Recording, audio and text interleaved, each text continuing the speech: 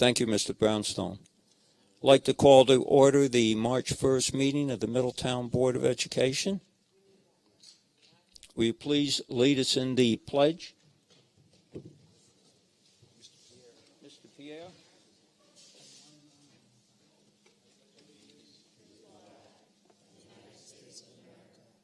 To the republic for which it stands, one nation, under God, indivisible, with liberty and justice for all.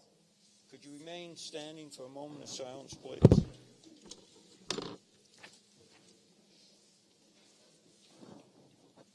The first moment of silence tonight is for Mr.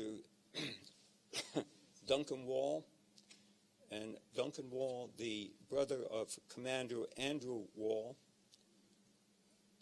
Duncan Wall was extremely active in his community. He was a leader in the field of media. He participated in a number of organizations.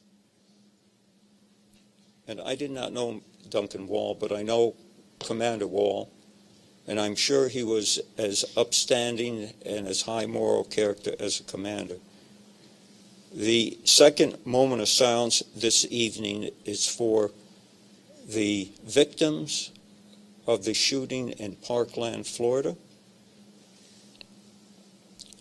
I know our thoughts and the prayers go out to them. And I must say, this Board of Education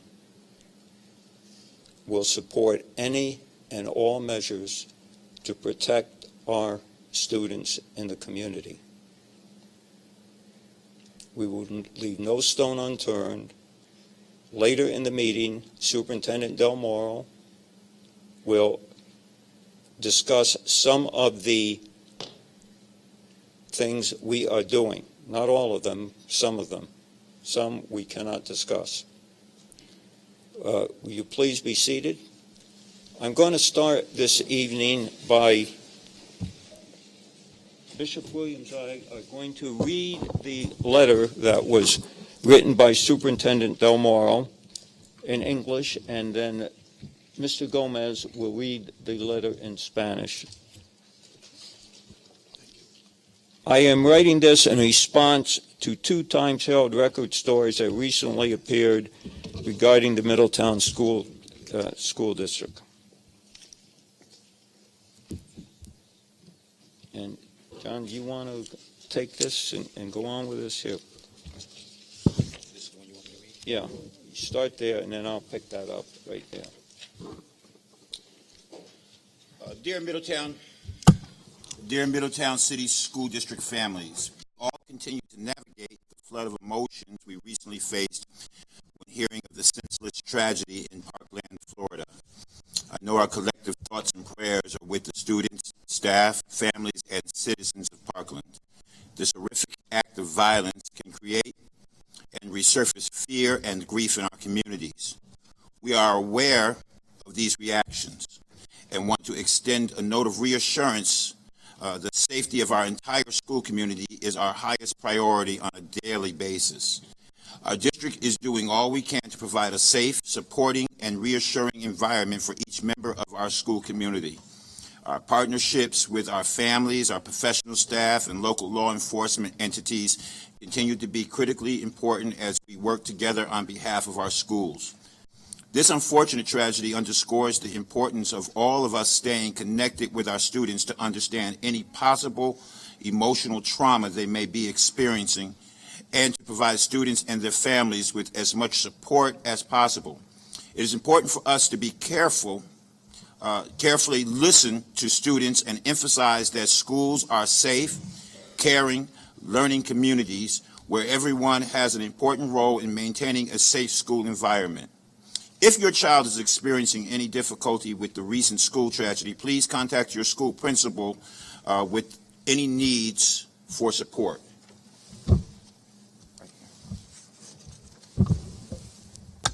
Thank you, John. Please visit the district website if you are looking for resources to actively engage and conversations with your child to answer questions and diminish fears, or want to simply feel prepared in case a question may come up. We've outlined several resources we hope you'll find helpful. In addition, please be aware in all of our schools we have rigorous safety procedures in place that we routinely practice in case of an emergency incident. In short, we have the following in place: regular drills at each of our sites, including fire and lockdown shelters in place drills. These lockdown drills give students and staff the opportunity to practice what to do in the event of an active shooter or on campus or other emergency incident. Annual staff training on safety protocols, including emergency protocols. Annual update on district safety plan, including each building safety plan. Maintaining communications with our school families is also of great importance. In the event of an emergency, we will do the following to communicate with affected families. Alert you in the event of an emergency as soon as we are able. For all schools, we have an emergency communication system that will allow us to contact you swiftly in case of a lockdown or other incident. If you need to update any emergency contact information with your student school office, please be sure to do so immediately. Updates on our website as soon as we are able. If you have any questions, please contact me directly at 845-326-1155. Thank you for your continued partnership. Sincerely, Richard DelMoro, Superintendent of Schools. Mr. Gomez. Good evening. I shall read the letter from the superintendent in Spanish. Estimadas familias del Distrito Escolar de la Ciudad de Middletown, todos continuamos navegando por la torrente de emociones a las que nos enfrentamos recientemente cuando nos enteramos de la tragedia sin sentido en Parkland, Florida. Sé que nuestros pensamientos y oraciones colectivas están con los estudiantes, el personal, las familias y los ciudadanos de Parkland. Este horrible acto de violencia puede crear y resurgir el miedo y el dolor en nuestras comunidades. Estamos conscientes de estas reacciones y queremos extender una nota de aseguranza de que la seguridad de toda nuestra comunidad escolar es nuestra prioridad principal cada día. Nuestro distrito está haciendo todo lo posible para proporcionar entorno seguro de apoyo y reconfortante para cada miembro de nuestra comunidad escolar. Nuestras colaboraciones con nuestras familias, nuestro personal profesional y las identidades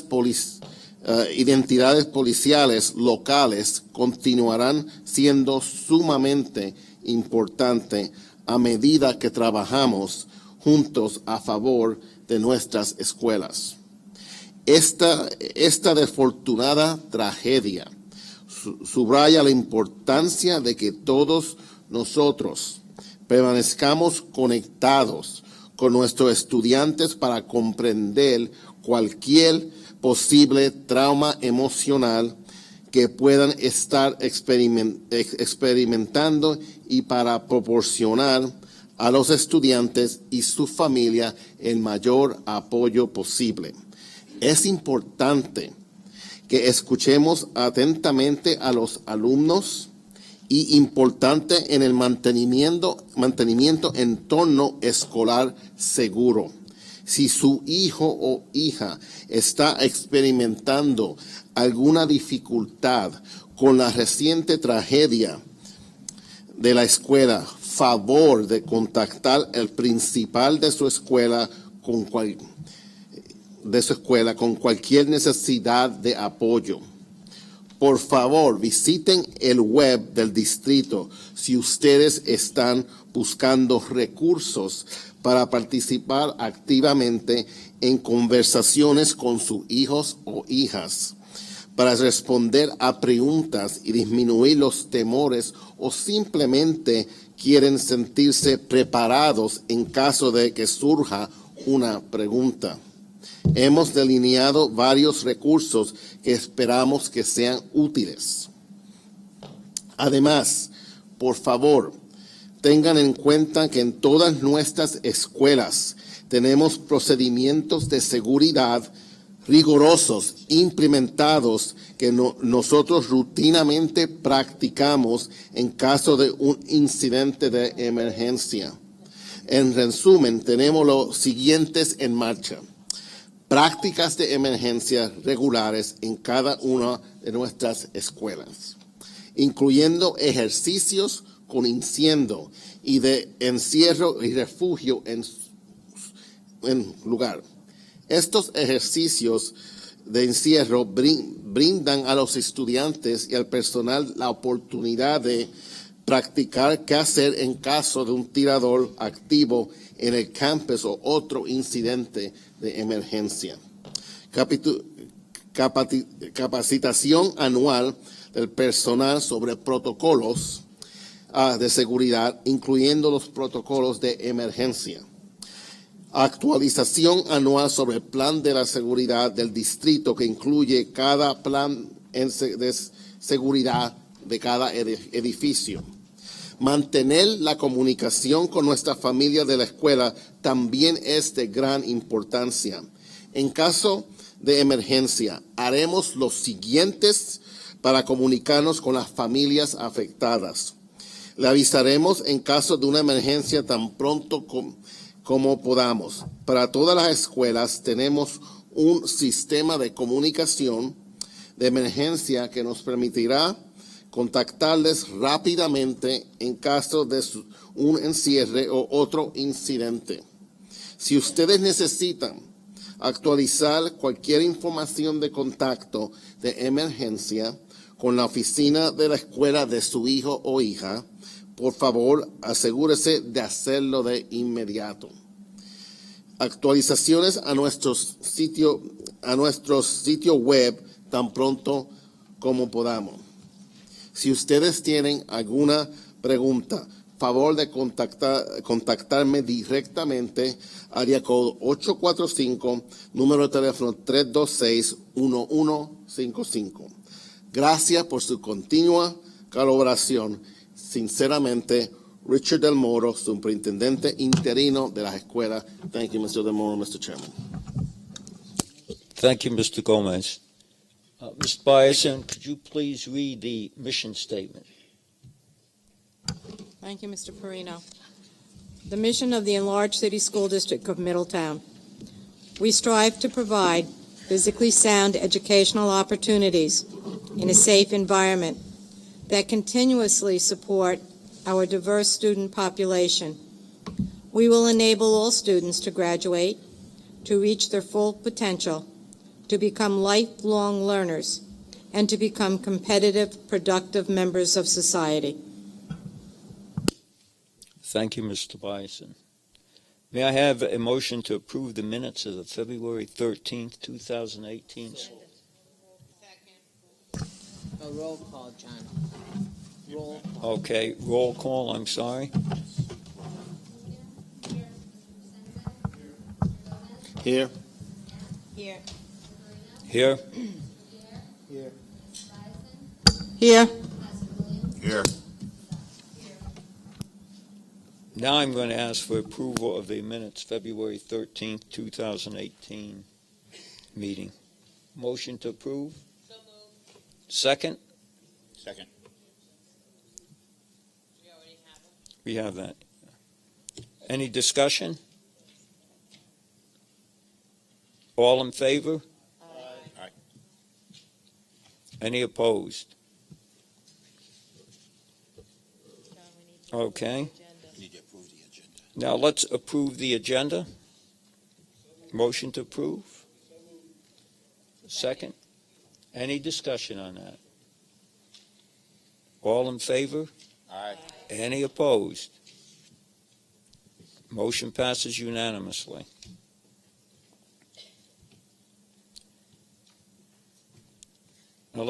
Now we have some very special recognitions tonight. And we have with us an individual in this community who has done as much as anyone for the students on the weekend in our community. And that person with us this evening is Glennis Foglia. And Glennis, would you and Ms. Miller go to the mic? And you've expanded this program since it began. Would you please talk about how you have involved various groups and now various church groups in the community, in addition to the St. Paul's Methodist Church? And interestingly enough, Pastor Ryu is here tonight from St. Paul's Methodist Church.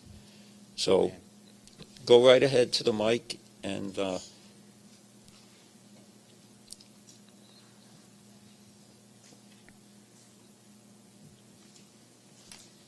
I told Mr. Perino you're going to get tired of seeing me here, so Not I at all. brought a guest.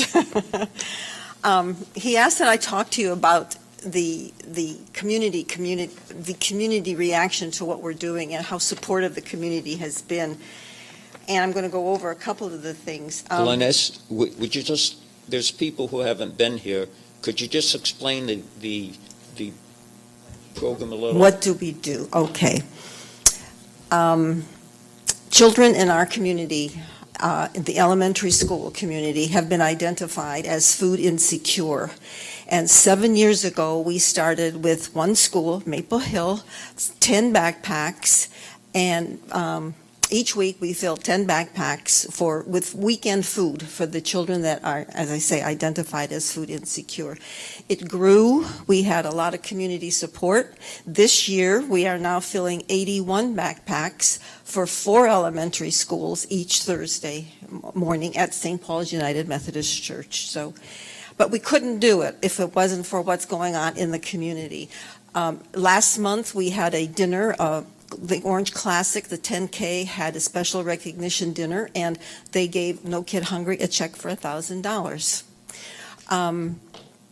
The church, United Presbyterian Church, they have a phenomenal, I call it a boutique thrift shop, and all of the money that they get from that thrift shop goes into the community, and they also gave us a check for $750.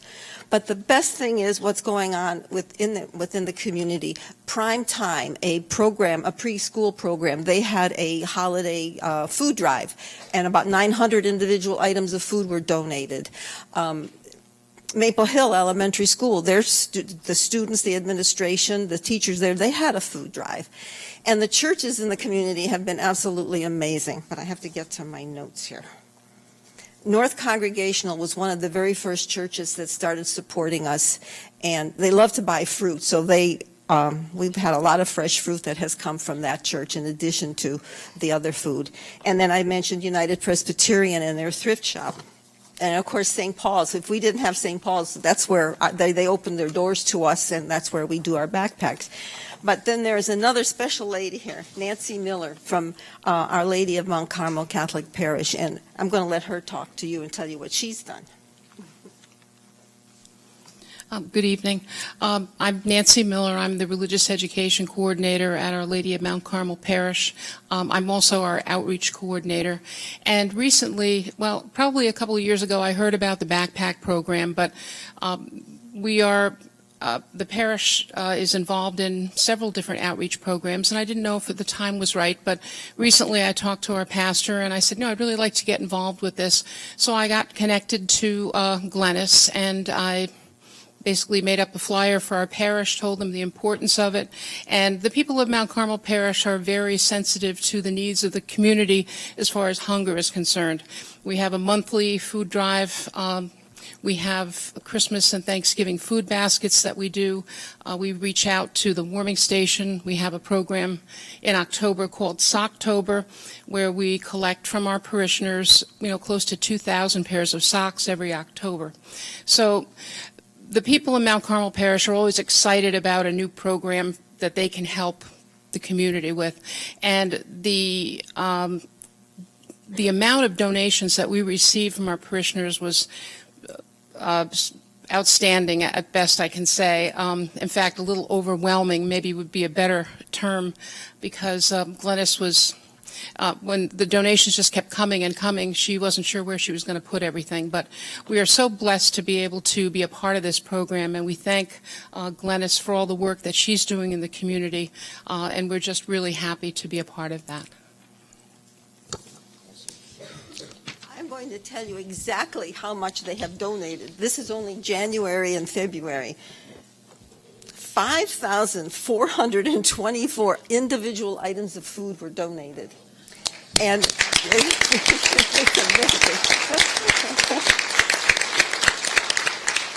Pastor Charles, I need another cabinet upstairs for all of this food. And okay, what's interesting is that approximately 22 to 23 food items go into each individual backpack. So basically, Mount Carmel has been providing 81 complete backpacks the last couple of weeks, all by themselves. But this is another good thing that I wanted to tell you. SUNY Orange now has a program. It's called a Bridges program. I don't know whether you know about it, but it's for the high school student who did get a diploma and is on the autism spectrum. And they wanted these young people to have some social activity. So one of the teachers happens to be related to one of our Lions Club members, and Sarah has brought 2 of these young people to the backpack programs every Thursday, and they're amazing. They want to help. Some talk too much, some don't talk at all, but they really love the project. So there's another facet of the community getting involved. So thank you for letting me do this. Thank you, Glennis and Nancy. Kevin, can we get a photo? Come on up, we're going to get a photo of you. All the board members, come on. Sure, come on. Yeah, come on. So if all the board members would like to get up there.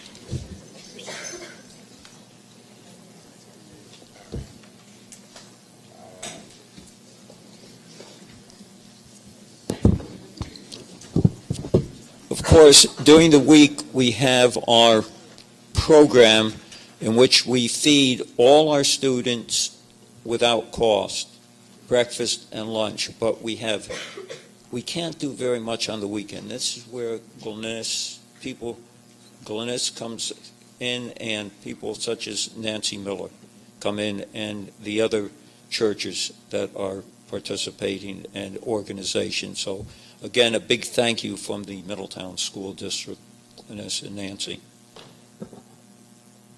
Our next special recognition this evening is for community service, and community service for those students who help some of the organizations in Middletown that then contribute to the school district. And one of these organizations is the Middletown Elks Club. We have with us today students and staff members from Monhegan Middle School, and we also have students from other buildings, and I see the administrators here this evening. So I'd like the students to come on up and the administrators from the respective buildings and the advisors. And I just want to say, as they're coming up to the mic, Mrs. Abera, back from maternity leave in January, she came down to the pancake breakfast, which was Super Bowl Sunday, and she's here this evening, and we wish her all the best, and wish her young son Cooper the best. So come on up to the mic, both groups, and we will recognize you. And I want Mr. Egan and Mr. Nemley, both officers of the Middletown Elks Club, to come on up. John, you're sitting in the background there. Don't think I didn't see you. Come on. Good evening, gentlemen, ladies, Middletown Town Board. I'm John Egan, the chairman of Pancake Breakfast, and I have been for quite a few years. And I'll tell you, on behalf of the Elks 1097, these students did a heck of a good job. I know some of your parents, they come up and watch the kids work, and they worked this time. We had over 800 and some people, and I can look at these kids, and they did a super job. Excellent, really, and I'm really proud, and even in the Elks, they enjoy that too, and that helps us out a little bit too, and we'd like to see them. They're learning, and they're doing a fine job. So thank you very much, and I hope we still cooperate, keep on going like we are. Thank you. And I got one more gentleman. He's in the chairs, Brian. He likes to give a few words. Thank you. Well, I'm going to make this very few words because I really don't know what to say that John hasn't already covered, but I would like to say that seeing these young men and ladies becoming involved in making it possible for all of us to make our part of the world a little bit better is deeply encouraging and can't help but warm your heart. Thank you.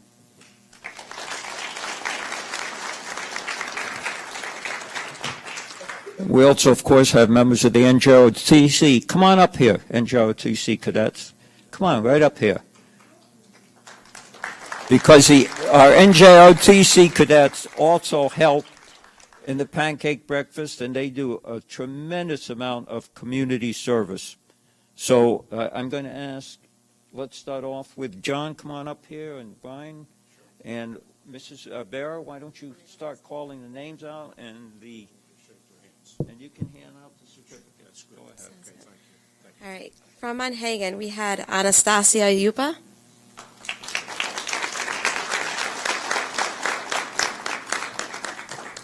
Yasmin El Rafai.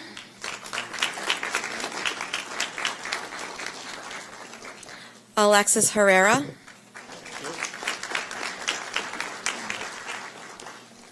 Kimberly Kelly.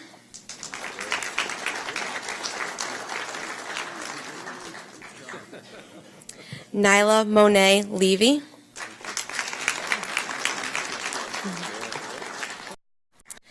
Jalissa Ocasio. Clara Ornelas Lara. Jalen Pitt.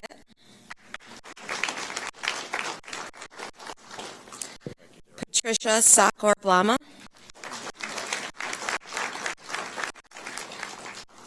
Alexandra Taggart.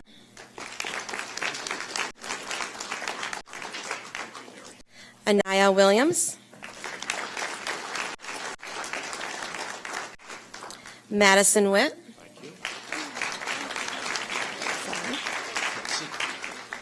Emily Wolfenhout.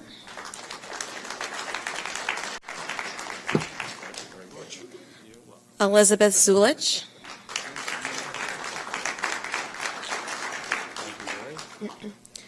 We also had, not from Monhegan, but a student from Twin Towers who's actually Anastasia's brother, Stefan Yupa, joined us.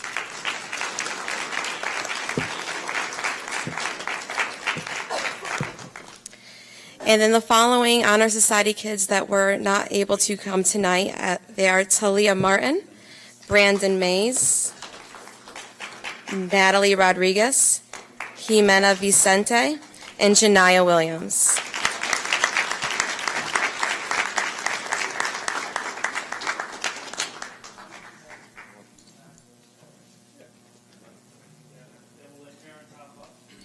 Take separate. Okay.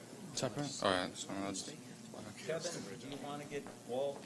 Or do you want to get one group at a time? Why don't we can we get both groups in? Okay, thank you. Now we have Cadet Rivera, who is going to read the names of those cadets who are here. There will be many more who help, but I'm sure they're home studying. Thank you. The following cadets helped out at the pancake breakfast at the Elks Lodge. Samita Sign.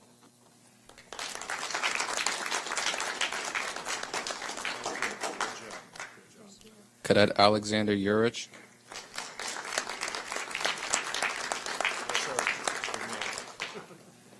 Cadet Lanai Anderson.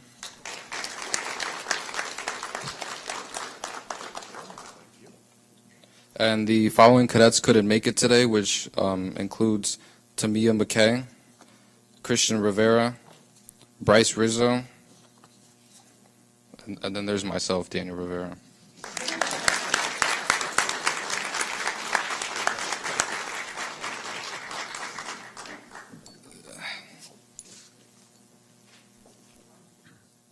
And I might add that the Elks are planning to do something for all the buildings that helped this year. So they're going to do something a little bit special down the line. So guys, get in the photo here.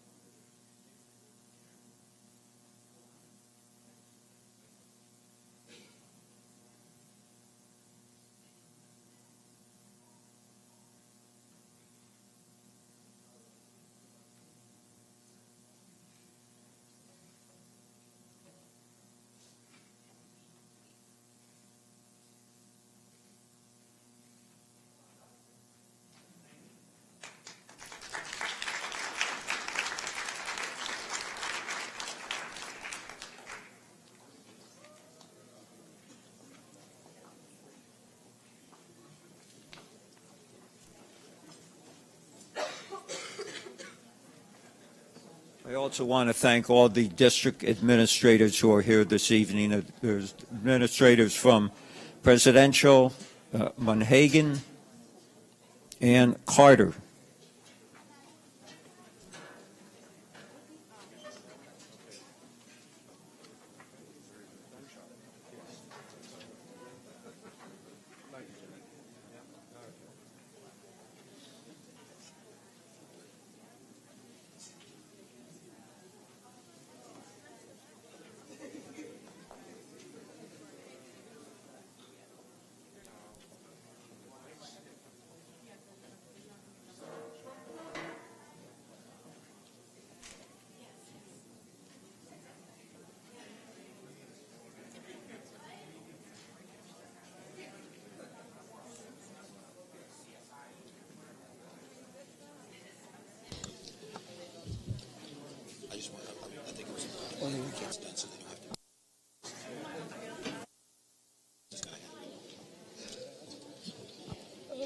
Bishop Williams, members of the board, Bishop Williams had an excellent suggestion that we bypass the community reports this evening and we'll accept any announcements. So I'll go around. If anybody has any announcements, not community reports this evening, let's start with Mr. Pierre.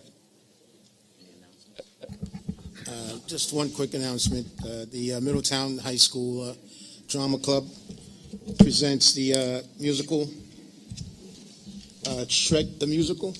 The show dates are March 16th and 17th, at 7 p.m. on the 16th, 2 p.m. and 7 p.m. on the 17th.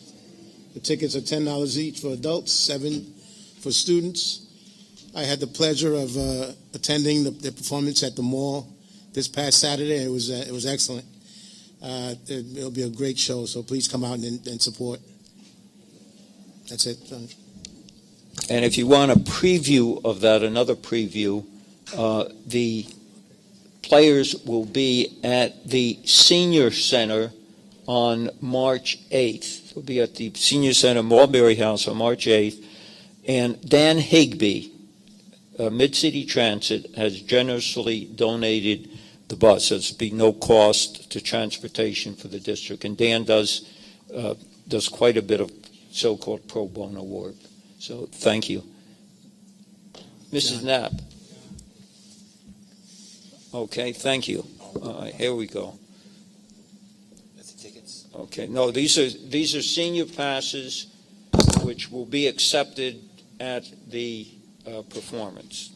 These are accepted at all our performances, all district events, our senior passes. Thank you, Bill. And Mr. Wilcox doing an excellent job. He's a short timer in June, right? Linda, Mrs. Knapp? Mr. Gomez, go ahead. Yes, I'm just want to announce to President, it's great to see such a wonderful presence today here of so many of our community's members.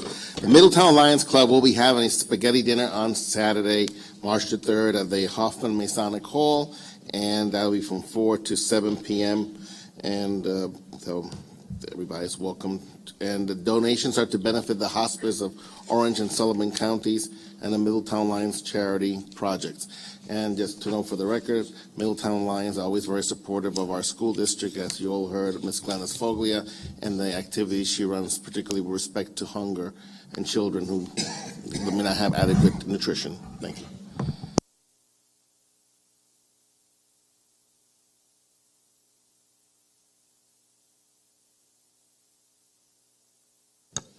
I have 3 recognitions burning a hole in my computer, but I guess I have to wait 2 weeks. But I still have nothing else to report. Mrs. Blumenau. Thank you. I just wanted to say Chag Sameach, which is celebratory for Purim. It's a holiday today, so happy Purim to those who celebrate. It's a festive occasion, and celebrating Queen Esther and the survival of Jewish people many, many years ago. So in a nutshell. Also just wanted to mention that in the spirit of community, Temple Sinai is holding a Shabbat Across America as part of many other synagogues across America and Canada to celebrate the Day of Rest together next Friday evening at Temple Sinai. If you'd like information, you can reach out to me or to the Temple office. Thank you. Mrs. Zucks. So, yes, tomorrow, if the weather permits, there is March Madness at Maple Hill, 5:30. It's going to be their second year that they've had it, that they're having it. Last year, it was teachers versus students. Teachers lost by 1 point. So I had planned to attend. I think it's going to be really fun. I can't wait to see. We all got invited. I hope to see that the community is able to make it out, and that one. Also, at the high school, they had poetry for Black History Month, and they also had someone come in and speak to them based on what's going on with Black History Month, and they had their English teacher there who helped support the writing and help the kids to get through picking what they wanted to read or what they wanted to present. It was really, I enjoyed each and every single one of the students and what they got up and read and presented as we went on. it just took on, how do you say, the depth of each student's poem got deeper and deeper. So I was really impressed. And I told them that I would make sure that we spoke upon it, and hopefully that they'll be able to do this again next year. I do have something. Maple Hill, on March 8th, Thursday, they have their annual blast-off, A Journey into Outer Space. It's at 9:15, and it's a lot of fun. They do astronomy and what have you, and they do poetry and sing songs and everything, all related to astronomy. And it's really, really well done. It's worth going. So 9:15 on Thursday at Maple Hill Elementary.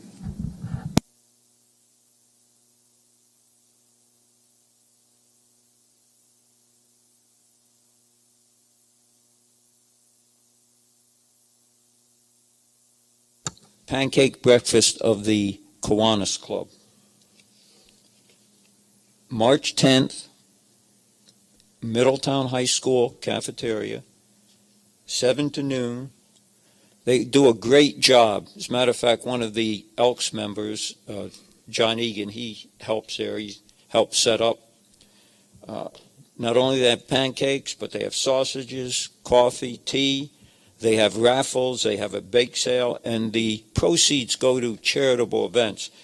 The Kiwanis is another club that supports the Middletown School District in so many ways with scholarships and so on. So if you're looking for a nice breakfast, that's the place to get it on March 10th, Saturday, 7 to noon. So I think that concludes our announcements this evening. And we'll go on to the personnel.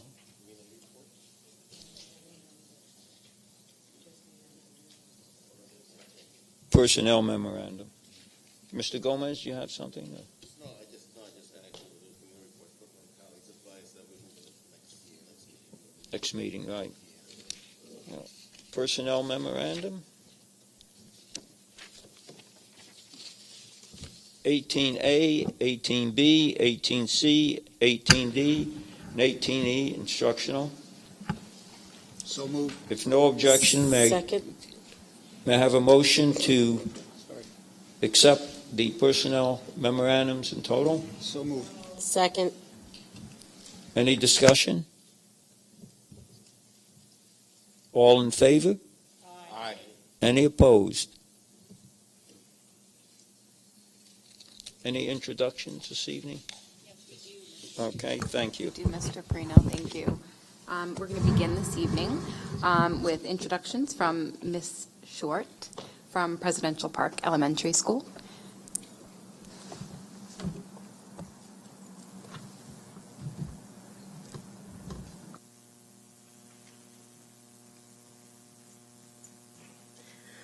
Good evening, Mr. Perino, board members, Superintendent DelMoro, Assistant Superintendent Creedon.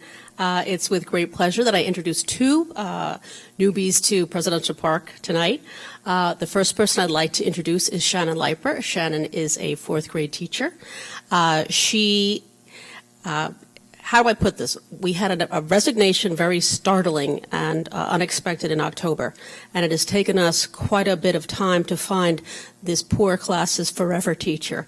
And Shannon really wowed us in the interview because she had such an excellent entry plan about how to come in and help these children acclimate after, losing their teacher and then having a couple of different substitutes. So we were really eager to get her on board. She's already started and she's doing a phenomenal job already. So I want to thank her, and I want to thank everybody in part of the hiring process that helped us bring her here to Middletown.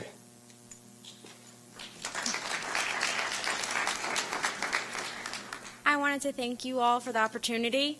I also wanted to say that I am very excited to continue to get to know my students and the community, and that I've enjoyed the past month here, getting to know them and watching them grow and acclimate. All right, great. Thank you, Shannon. Alrighty. Our next person up has not actually started with us yet, but we are very eager to get her on board, I believe, on March 13th. Her name is Danielle Ramos. She will be our crisis interventionist. And in a way, she's coming back home because Danielle is a Middletown High School graduate. And so it's always awesome to be able to hire former graduates of Middletown High and have them come back in a different capacity, especially coming back to support our students. And we welcome her to Presidential Park, Danielle. Thank you. Very quickly, I just wanted to say thank you for this opportunity. I'm excited to give back to a district that's given me so many opportunities and that I hold dear to my heart. So thank you. Thank you. Thank you, Ms. Short, and Presidential Park's new staff members. Welcome. This evening, we have Mrs. Jensen and Mrs. DeGeorge here with a full house tonight to welcome their new staff. Come on up, team. Good evening, board members, Superintendent DelMoro and Mrs. Creedon. I'm thrilled to be here with my partner, Mrs. DeGeorge, tonight to welcome our new staff members. All of them have graduated from Oneonta, but they realized tonight, Mrs. Nick Nam, they didn't see each other on campus.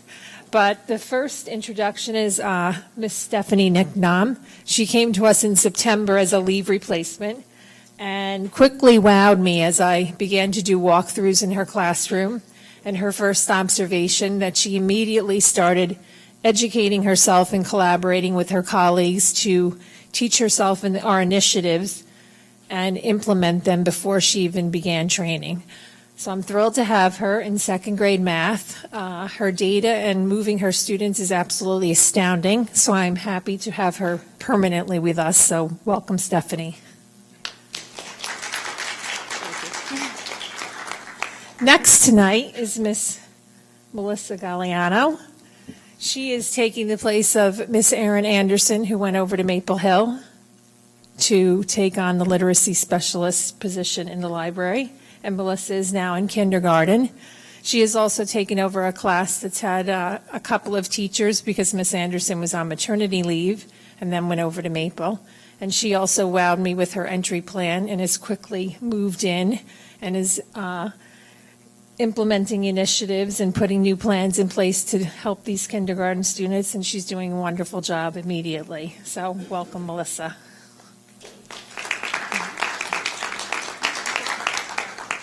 And Miss Sarah Cable, she's being board approved tonight and started Blended Learning training tomorrow. And she is taking over a maternity leave that Miss Galano was in. And she's just graduating. It's her first teaching position, but she also wowed us in the interview process of being excited to learn new district initiatives and to get ready to move into her third grade classroom. So we welcome her and wish her the best. Thank you.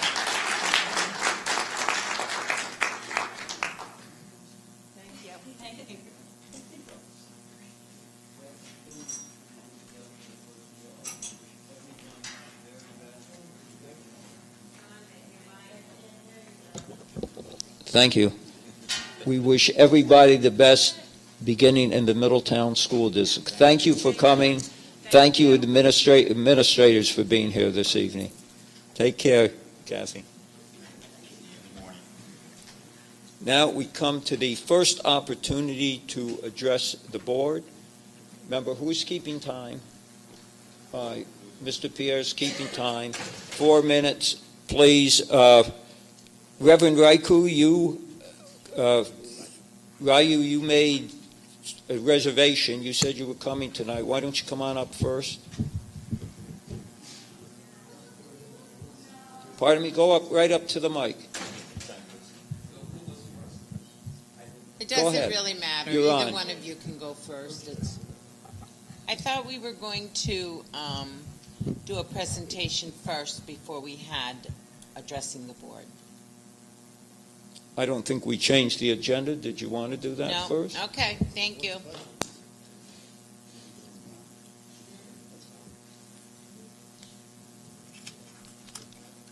Reverend, go ahead. Good evening, Mr. Perino, the Superintendent DelMoro, and the members of the Board of Education. My name is Reverend Charles Liu, current pastor of St. Paul's United Methodist Church, located in downtown Middletown. Since Valentine's Day, Ash Wednesday, our nation has been rocked once again by the mass shooting, gun violence at Parkland, Florida. And I deeply appreciate what the board has been doing to ensure the safety of our district areas.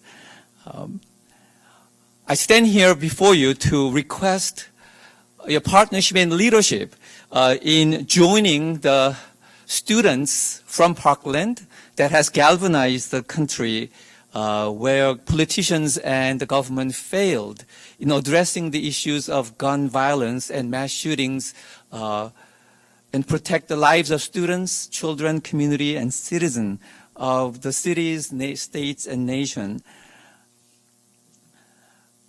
The difference this time is that the students, the survivors of the massacre, are turning their grief and trauma into meaningful engagement and has called the nation to have a March for Our Lives on March 24th, Saturday.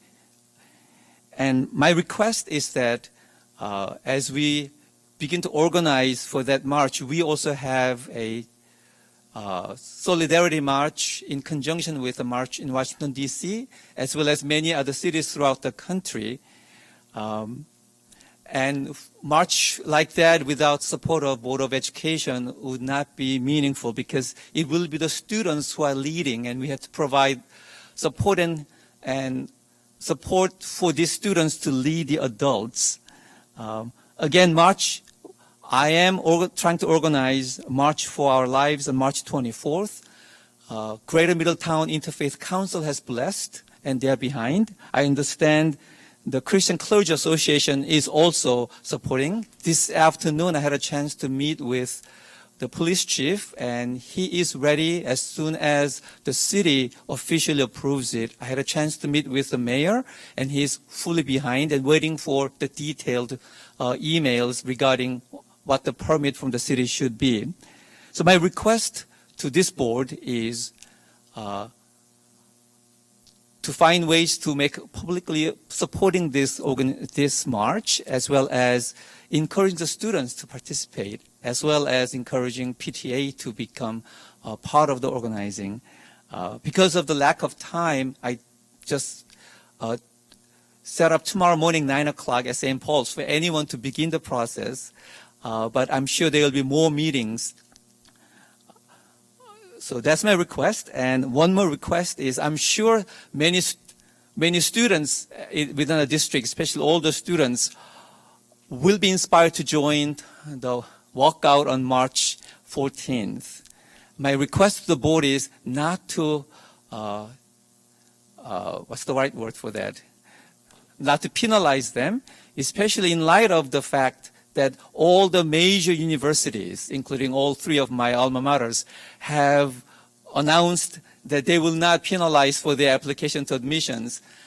This is a perfect chance for us to encourage the students to lead our town into the ways of peace and become engaged intellectuals. Thank you so very much.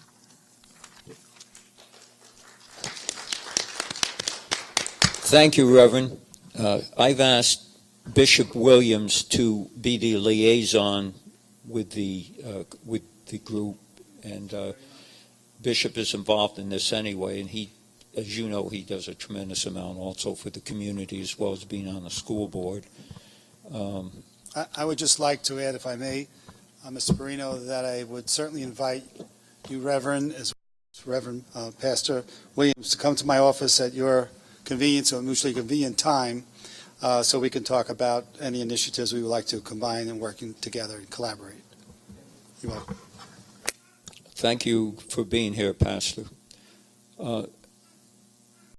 Dr. Morrow is chafing at the bit here, former board member and former board president. Go ahead, Nick. Hello.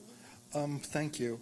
I have a few questions because I know we're going through a period of transition now, and I have a few questions about the financial status of the district. I know that within the past decade or so, our property taxes have more than doubled. And I would like to know, for example, how much does the district currently have in terms of bonds? I know a big chunk of it was this new building that we're in now. And also, what is the capacity for more bonds in the future? Because I know that the state puts a limit on the amount of money that we can bond out. So I was wondering, in terms of that factor, how much does the district owe now in bonds, and what capacity do we have for more bonds? I also would like to know, in terms of the grants, because I know a good portion of our budget is subsidized and paid for by grants, what is the current amount of grant-funded money that we have now? And because I know that in terms of grant funds, that often what happens when the grant runs out is that we want to maintain the program, and that falls onto the budget. Because I can remember one year we were letting faculty go. At the same year, we had 20 faculty members that were grandfathered in. And so this is like a hidden expense that periodically appears when the grant funds evaporate.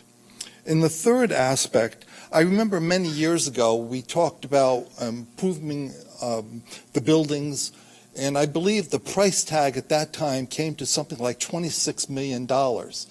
And in terms of these general improvements for the building, I wondered what the status was for that now, and how we were going to look forward to in the future paying for it. Was this going to be bonded out? I know that there was an issue that came through in terms of setting up a reserve fund for capital improvements, but I wish that maybe Mr. Tuttle in his presentation, where does this stand now? How much of this work has been done? Where is the money going to come for these capital improvements? So in general, what I'm looking for is, would you say, a synopsis or status of what the current financial situation is for the district. Because I'm sure this is not only something that I would want, but others would want, especially since we're going to a transition in leadership where things are at and what will be presented to a new superintendent when they come in and where we are at this time. And I have another issue which I'll bring up the next opportunity, which John asked me to bring up. But that is, in general, what I'm looking for now. And hopefully Mr. Tuttle may be able to address some of these questions now in his budget proposal as to it, or somehow could in the future give a presentation or to inform the public of what our current status is financially at this time. Because I'm concerned that we have gone through a great deal of development and expansion of the district, and I'm afraid that the bill is going to be coming due soon. And I'm just wondering what that hit is that the taxpayers are going to have to deal with. Thank you. Thank you, Nick. I think Mr. Tuttle, did you want to answer some of those questions? Now, but I also want to point out that we have one of the highest bond ratings, Nick, AA3. And as you know, the bond ratings help determine the interest rates when you go out. You know that. Yeah. And the other thing, when I saw you in ShopRite, you wanted to bring up the second issue I know you're going to bring up, okay? So, Mr. Tuttle? Okay. How you doing, Dr. Morrow? So to answer a couple of your questions, I'll have to look into your taxes doubled on your property. I'll pull the report on that tomorrow. As far as the bonding, as far as the district is concerned, right now the total debt service is $183 million. Right. So that's payable over the next 25 years, per se. So with that, we get state aid every year, right, to pay for the bonding in the debt service. Well, it's going to depend on how much we're still in the process of paying down some of the debt this year. After, I don't know because no, that's fine. Yeah. Well, I'll just answer a question. It's hard to say because it's based on the property tax values, and then once we go to any bonding, they would give us a rate of where our max would be.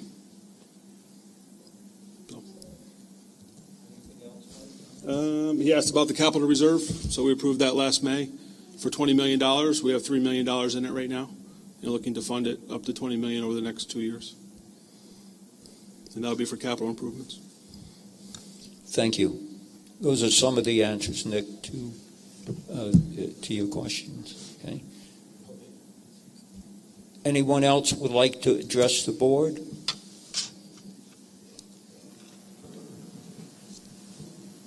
Dr. Isaacs. Hi, John.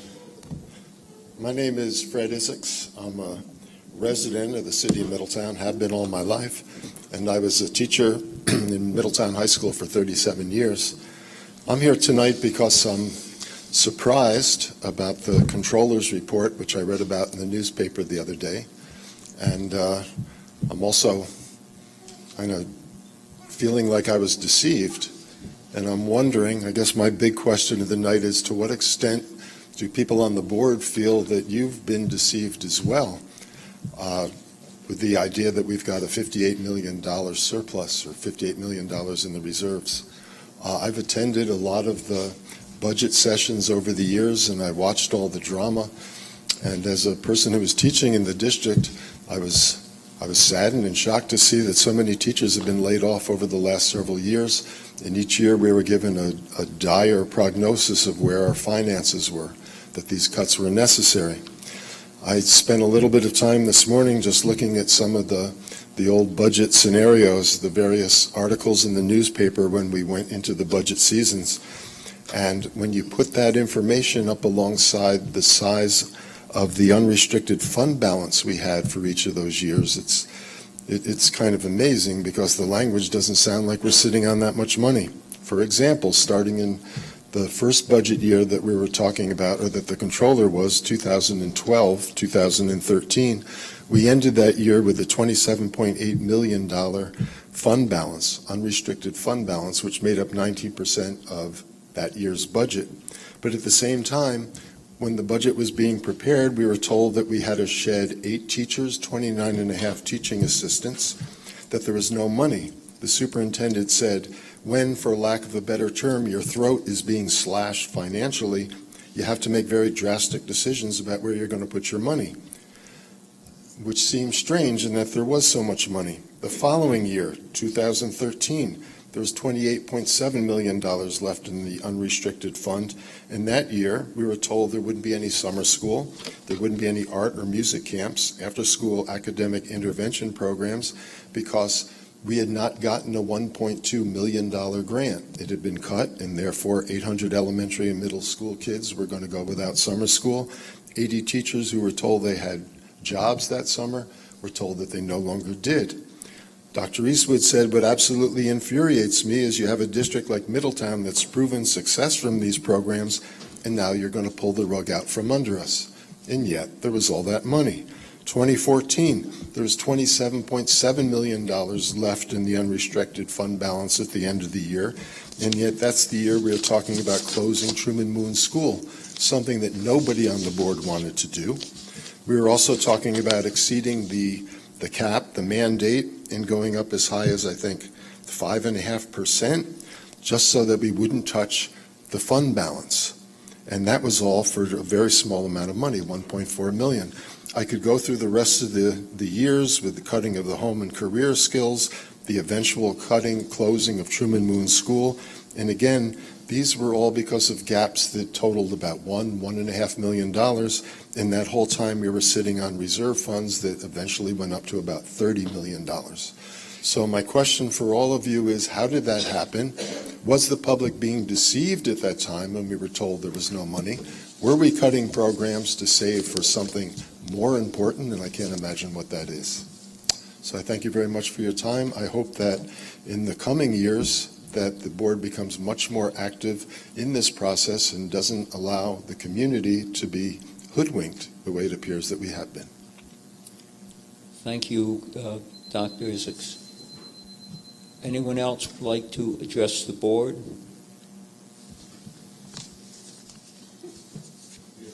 This is the only time you guys are going to be nice to me, huh? No, I'm just My name is Christopher White. I'm the MTA president here at Middletown School District. This is Philomena White. She's a future union president as well. Say hi. No, I got stuck with babysitting duties today. So, esteemed board, as well as Superintendent DelMoro and Assistant Superintendent Creedon, I rise on behalf of the MTA members just to not to belabor the point that individuals have already brought up, but being a teacher here in the district and given my position on behalf of all the members, quite a few community members as well as our own staff have brought up the very same points that were just brought up. And not to belabor any point, but the cuts that have happened in the past, whole departments gone, like the business department, losing of resource officers such as just security and as well as caseworkers and social workers. These were things that would benefit our students, which is above utmost the best thing for our district and for our future. So what I ask, and I know that in the past the MTA has always been very vigilant in bringing up the issues of the budget, but I do ask that moving forward that of the board to have complete transparency and just to remind them of their fiduciary responsibility moving forward on behalf of every single community member and the future of every child, such as this one, that will hopefully attend Middletown. So thank you very much.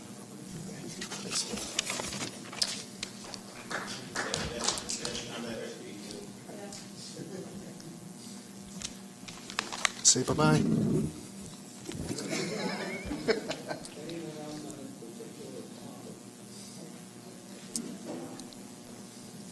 Anyone else on this topic? Welcome, another board member, Dale McElroy. Former. Past board member. Past. Good evening. My name is Daryl McElroy. As President Perino noted, I served on the school board the last 3 years. I'm here tonight in part to address my concerns that I had with the comptroller's report, which I read last evening in full because I like to, try to get the best picture possible. I don't know if what I'm going to say here is going to please anybody or make anybody happy. I just tell it like it is, I guess, the way I see it. And I feel like I didn't get all the information that I needed to have to make good decisions. For that, I apologize to this community because I should have been asking more questions. The comptroller's report indicated that 5 board members did not receive the same financial information. I was one of those members because I was not on the audit committee. And I would say very frankly that it should have been incumbent on me to ask more questions. I always found it odd, to be honest, that every year we would be told that the fund balance was in some ways sacred, and we would of course dip into it $5 million. But that we couldn't do that year over year, but somehow year over year we were able to do that. And that to me didn't really jive, but I figured, the people who are in charge are doing their due diligence to do the best they could. The state was coming through with whatever aid they could, our legislators were doing whatever they could. But I got to be honest, looking at the last couple of years in unrestricted fund balance and overestimated expenditures, you're talking about $11 million. 2 years ago, last year, I think it was something like 16 million. Those are astronomical figures. And I just can't believe that if I had had the information, I would not have done differently. As was stated before, we voted to close a school, voted to cut programs, stuff that we certainly didn't want to do. But I don't know, I'm flabbergasted, to be honest. I don't think anybody necessarily did anything with the intention of malice or anything like that. I certainly don't think there was any malfeasance or misappropriation per se, but I think it's incumbent upon the district now to do what it can to obviously rebuild and restore trust. Because at the end of the day, we could sit here and beat up on it all night, but we've got to move forward in the end. And I trust that the people on the school board who I worked with, 7 out of 9 of you, are good people. This is hard. People who've been on the board before, they know it's thankless. And everybody's trying to do the best they can, but we have to work together as a community to make sure that we are doing right by our students, doing right by our teachers. That was another thought that I had too. Like, you know, we were engaged in collective bargaining negotiations. I mean, was that really done in good faith if we're sitting on reserve balances of, you know, tens of millions of dollars? Well, not tens of millions, but you know what I mean. So, you know, I think people just have to take a good hard look. I'm hopeful that our new administrative team, as we go forward into transition, that we really take a good hard look and make sure that we're just being transparent, as it was said before. Because at the end of the day, that's all we could really do, and try to do the best job that we can for our community. And the only other thing I would say in relation to what Pastor said, now is absolutely the time to stand with our students. I would also echo what he said, that, you know, my hope is that the district would support the students, especially those who decide that they want to participate in civil disobedience. It's a hallmark of our country. We wouldn't be here today if people didn't question the king. So, you know, now's the time, obviously, for that, too. And it's long past time. Too many people are dying unnecessarily. It's about guns. I know some people don't want to believe that, but they're not killing them with video games. They're not killing them with movies. They're killing people with guns, period. So with that, also wish everybody a happy Women's History Month, because it is March, and that's that for me. Thank you. Thank you, Dale. Anyone else like to address the board? Another board member and past president, Mr. Edward Estrada, is up here tonight. You guys took me out of bed this evening. One, I do want to concur with Mr. McElroy and Pastor in the allowance of our students to rightfully display respectfully their civil rights for what's gone on around the country. That's how we teach them. And so we shouldn't admonish them in any way if that's what they're looking to do. Fund balance. Geez, why did I know that certain people would come out tonight when it comes to the fund balance? I want to remind a couple of people. First of all, shame on any board member who comes up to this microphone or any of those microphones and dare say they didn't have the information in front of them each and every year. And I say that to the public as well. The audited statements of this school district on our website, they are at the state controller's offices each and every year. If you don't know what our reserve is each and every year, you have not been paying attention. And it's the height of hypocrisy to come out here now and say, wait a minute, were we hoodwinked? Did somebody cover up our eyes and do something behind our backs? This school district has one of the highest Moody's ratings in this state because of its fund balance. Are there a lot of things that I would love to do with this fund balance? I pay taxes higher than you, Dr. Isaacs, and higher than you, Mr. Morrow. School taxes, guaranteed. But you know what? I'm proud of that, because the $54 million fund balance didn't go to Acapulco. It is in this asset. This public education system is yours. It is your asset. This building belongs to you. The teachers' salaries belong to you as a taxpayer. It didn't go anywhere. You've invested in this asset. The students are the ones that are the benefactors of that. And I shall remind everyone, because it was discussed at this board meeting several times, that this school district has some severe capital expenditures coming up. You have a rundown school in Twin Towers that's going to cost at least $30 million to renovate. You have another new elementary school that's on the books possibly. That's another $60 million. The upkeep and maintenance of your existing buildings, for some of you, we'd still be sitting right now at a trolley building holding umbrellas over our head as the rain starts to pour on a nor'easter tonight. Keep moving forward. You have big decisions to make with your reserve. Use it wisely. I have a long wish list, whether it's summer school reimbursement, but use it wisely to stabilize the taxes so you don't have what happened in Newburgh when in 1 year they had to raise the school and property taxes by 74%. That's why you have a reserve. So instead of raising your taxes 10 or 15% each year, you stabilize that to 6. Instead of getting 100 people laid off like happened when the economic depression came here and the recession in 2008, and we had to lay off over 10% of our workforce. That's why you have a reserve, to stabilize that. People say, oh, well, we lost security guards, we lost counselors. You know what? Without a reserve, it could have been a lot worse. It could have been 20 employees instead of 5. It could have been a tax rate of 12% instead of 6. You need to understand what you're talking about. This is the only area when I've sat on the school board where I knew what I was talking about. And that was the finances of this school district. Don't be ashamed that you have it. Spend it wisely moving forward, but you need to keep disciplined with it. And I agree with some folks that say, you have programs that you want to reinstate, that's fine. But remember, your savings account is not what runs your daily chores. You don't buy your groceries with your savings account.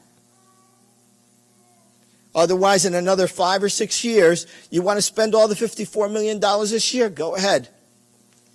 And guaranteed, when everything goes down south, these same folks who are here now won't be back.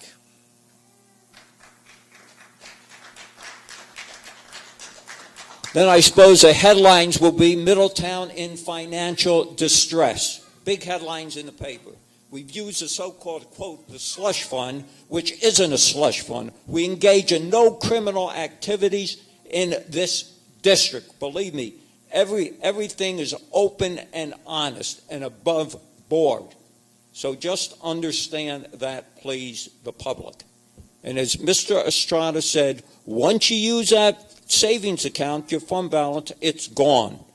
No more capital projects. No more increases in staff, and on and on and on. I remember people didn't want this building. They wanted to keep the old building open. And I went in that old building, and I saw 30 or more garbage cans catching water. It was like a greenhouse. It was so humid in there. Terrible, terrible conditions. This building was built at no additional cost to the taxpayers, but that's never stated. People like to pick at this district. Get the facts straight, and believe me, we're going to straighten this out. Right now, I'd like to ask that the agenda be amended so that Mr. Tuttle can present facts on the fund balance. May I have a motion to amend the agenda? All in favor? Any opposed? Go ahead, Mike.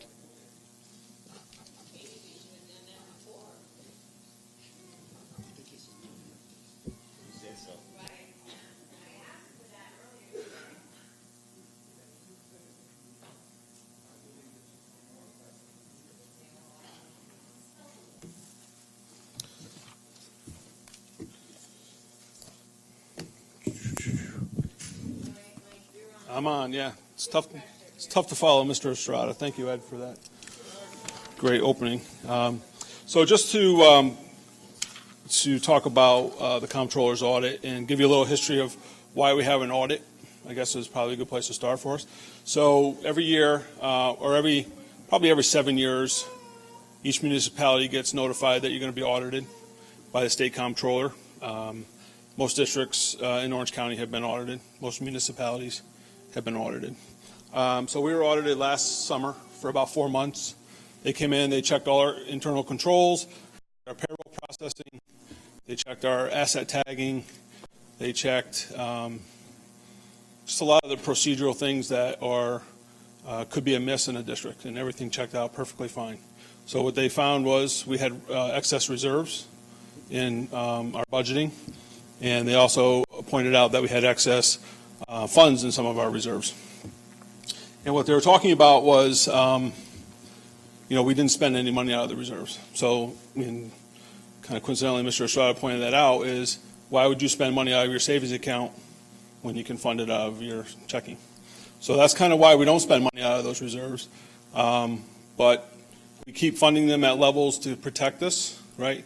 Sometimes we have uncertainty about the economy. Remember late 2000s, Enron, the big recession that we had? Things went really bad. So we're really safeguarding ourselves against that. And I'll read a letter from our financial advisor speaking to those specific situations in a minute. But to go back to the article in the paper, it talked about how we had a $58 million fund balance, and it was 75% of the current tax levy, which is not accurate. Although, if you do the math, yeah, that would be correct, but it's not an accurate equation. So essentially what they're looking at is we have $58 million, but over $30 million of it is in the reserves, right, for the rainy day. We have 9 reserves set up. We're waiting for our healthcare reserve to be established with the New York State Assembly and the Senate, which we can fund. The board has already approved $5 million of that, right? That's not listed in the comptroller's audit. So that would have come out last year. You would have actually had less fund balance this year or unappropriated fund balance if we had that reserve. So those are some of the things, the 9 reserves that we manage. And we do manage them pretty well each year based on if we're spending money out of it, if we need to pay Social Security, unemployment. If we had people were talking about layoffs. So if we had 20 teachers laid off, we may have to pay unemployment insurance for them. So those are the things why you keep a reserve. Some of the things that we're also always aware of is our 2% cap. So we're not egregious about what we're going after financially. We have a formula that prevents us from doing that. And that it was implemented a few years ago because districts were inflating. Budgets used to be a lot bigger for the tax levy. So to go back to the article, in there, so the tax levy plus state aid and plus other revenues gives us our budget, right? So we come up with our expenses and we try to equal those out every year. So at the end of the year, if we haven't spent a certain amount of money, that becomes unappropriated fund balance. So this year we ended up with $27 million of unappropriated fund balance. So we didn't estimate enough spending. However, in that $27 million, if we had the $5 million reserve, that would have been down to 22. And then another complicated situation was with the SMART bond that New Yorkers voted for in 2014. We had $2 million budgeted in the wrong general fund. And so the auditors deemed that as unappropriated fund balance. So right now we're down to 20 million, okay? So now we're getting down to a more realistic level of fund balance, okay? And every year, the board does give back to the community, put back $5.2 million towards the tax levy. So over the past 5 years, we're almost at $26 million that's gone over to offset the tax levy, okay? So right now, if we keep that pace, right now, we're doing the budget. We have to generate $5 million just to offset that tax levy again. So we need to look at those types of things that we're talking about. But anyway, so people were talking about we don't give back to the community. We do give back to the community. So if you take the $5 million that we give back for tax levy and you look at the past 5 years for capital projects, we've spent $37 million of unappropriated fund balance towards that, okay? Over the past, if you look around this district, yeah, we have some of the best buildings, and we have one of the worst buildings. As aesthetically pleasing as Twin Towers is, it's structurally a mess, and it's probably more like 50 or 60 million to renovate that. Okay, just because you have to do the roofs, you got to do asbestos, everything that's involved in that facility. Some of the other things that we're dealing with is growth in the community, right? We're doing a growth study. We're looking at all the new buildings that are coming online, looking at new enrollments, live births. We're already bought this building right here has 1,500 students in it. Okay, Maple Hill 1,100. They're busting at the seams, and Carter's on its way. So we do have some big decisions to make about what we're going to do with our reserves. We did set up a reserve back in May for $20 million. We're going to fund that, even though the auditor says I said we're not. And we refuted that, and I spoke to them several times, and they still found it necessary to put in the article. So those are just some of the things that we're dealing with. We have some restraints, 2% cap and those types of things. We have a lot of other pressures too. We could go into a recession, and those things that could happen. So just to give a little bit of background, and we'll go back to the article again. So it did say we have $58 million, but it's not really 75% of the local tax share. That's not how that works. So you usually get, by statutory limit, you get 4% of your total budget of the previous year. Okay, so you take the total budget, and you're supposed to be right around 8 to 10 million, the fund balance. But I find that kind of difficult based on that we're budgeting for a year away. We have no idea how many blizzards we're going to have, how much salt we need, how much fuel we need, how much overtime we need, how much electricity we need or gas to heat the buildings based on the weather. So you're trying to predict on trends, but you don't know. They're already out of salt this year. Last year we had enough salt. So we're already out because of the different weather conditions. Were more icy this year than snow, right? So we had to use less salt. So we have an expense there. So those are just some of the things that we deal with. And then we also have some emergency repairs. We have a fund balance for emergency repairs. This year we had an emergency at the high school pool, needed repair. We had a boiler over at Truman Moon, needed repair. There would be no heat in the building. So we have those types of balances to help pay for those emergencies. And I'll give you a good example. One of the districts close to us, Eldred, it's in financial perils. They only have $82,000 in their reserve total. That's it. So they can't put a boiler in their building.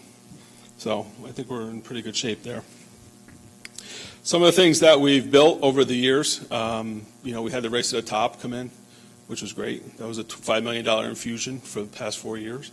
So if we really enjoy and love, and we find that those programs have really helped academics in the district, but that's not in the comptroller's report.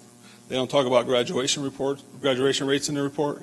They don't talk about any of the success the students have at athletic events and things like that, how the kids love to come to school, how we have a feeding program.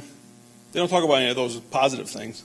So I went online looking at the comptrollers, all of the reports around the state, and 75% of the districts have some financial status that the comptroller found.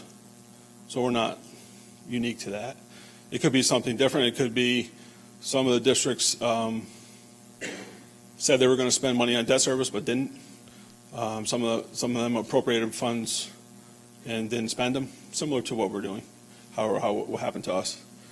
Is it by purpose that we do that? No. We try to maintain the academic programs in the district.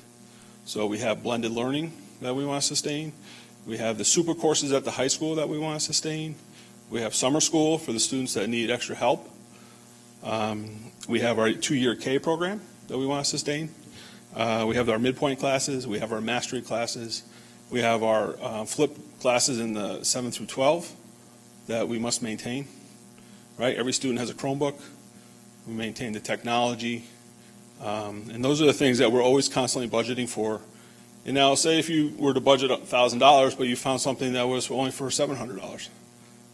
You have a surplus of $300. So sometimes we find some economies of scale that are more efficient and we purchase them.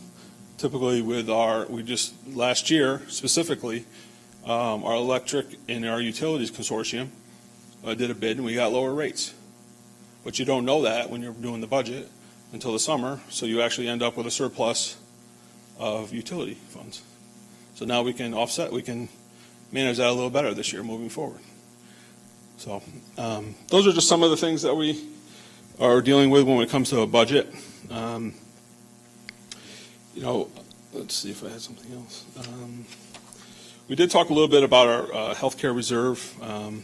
Although we went self-funded October 1st, the plan is doing very well. But at this point, last May, I think, the board approved a $5 million health reserve. We need to get that reserve approved by the Assembly and the Senate. And right now it's stuck in the Senate. The Assembly is on its 3rd reading. The Senate, it died in January. So until we get that $5 million reserve, that healthcare line is going to be a pretty good amount because we're responsible for the payments of any claims that come in as self-funding. So we're working on that. Let's see what else we have. Oh, the tax tertiaries too. So we do have. They did talk about our tax tertiary reserves. Just a couple years ago, we just got a claim for almost $1 million from the Galleria or Macy's. They were reassessed, and that's not the only entity that does that. A lot of homeowners do that. There was a big trend of people trying to challenge their assessments and get a lower reduction. So when that happens, we have to give a refund. So that's kind of settled down a little bit because we go to the hearings now and challenge anything over a certain amount. So that kind of has slowed down a little bit. But there was a time where it was really going pretty good. So some of the other things that we deal with, we talked about the growth in enrollment. And then sometimes we have situations with vacancies. So, I've been here 12 years. I've never seen us fully employed, right? So you're going to have money in those accounts, and you can't predict that. It would be great to be fully employed. We wouldn't have to do any hiring, but that doesn't happen. So that's where you end up with some surplus as well. So the article in the paper, and then the editorials, and slush funds and things like that. It's important to know that you need to have funds to move forward. This district has done great things over the past decade, and we need to continue to keep that pace. We have people coming here all the time looking at our programs. How do you do that? Why do you do that? How'd you fund it? Right? So, we have the answers. We have the success stories. Let me just read this article from this paper from our financial advisor, Jeff Smith. Jeff comes in every year to talk the State of the Union with us and gives us where we are financially. So let me read it. It says, "Dear members of the board, I have had the opportunity to review the New York State Comptroller's audit report, and it is important to note that the audit does not suggest any malfeasance or legal impropriety with respect to the district's general business operations. Upon review, I feel the report contains several conclusions that reflect, from my perspective, several subjective opinion statements by the Comptroller's audit related to the district's financial management, specifically in the areas of budgeting practices and fund balances and reserves fund management. I respectfully acknowledge the Comptroller's perspective in those areas, but I firmly believe that the district's conservative approach to financial management is consistent with its legal authority, and the board has effectively met its fiduciary responsibility to the district taxpayers. As we all know, the district faces many unique challenges that I feel may have been overlooked or not fully understood as part of the Comptroller's audit process. The post-recession fiscal volatility, the creation of the state tax levy cap, and the resulting of low annual allowable tax levy increases. Inequities in the fair distribution of state aid to high-need districts like Middletown city school districts. And just a note, we're about $60 million based on that formula. Financial problems at the state level, which led to frozen foundation aid cuts that have yet to be made up, combined with dramatic student enrollment increases with a large segment of population made up of English as new language students and students with disabilities and other special needs students, necessitating the district to undertake extensive capital construction projects over the past 10 years and continuing into the future to keep up with the demands and contributed to the defense budgeting practices enacted in the district and necessitated estimating revenues conservatively. More recently, the potential severe negative impacts of the recent federal income tax restrictions on the deductibility of state and local taxes, posing a real threat to the district's ability to raise taxes or get budgets passed, could drain reserves and fund balances in a matter of years. It is my belief that had the district not budgeted conservatively, the district would be doing an injustice to its taxpayers and, more importantly, our students. My comments on the key recommendations contained in the report as follows. This is one of the highlighted things. The board should adopt realistic estimates based upon historical or other known factors. The budget is the most thoroughly reviewed and most important financial document in the district. Throughout the report, the comptroller suggests the district be more realistic when estimating revenues and appropriations when preparing its budgets, which could supposedly lower property taxes. I have repeatedly stressed, and I have greatly relieved that the district has conservatively estimated revenue and expenditures, which resulted in stabilized tax rates that have kept the district within consistently low tax cap rate increases and eliminated severe drawdowns of fund balances, which would lower the district's capital A, small A3 bond rating. At a time, the district potentially will be borrowing over $30 million for an upcoming capital project, resulting in an increased debt service demands on the taxpayer.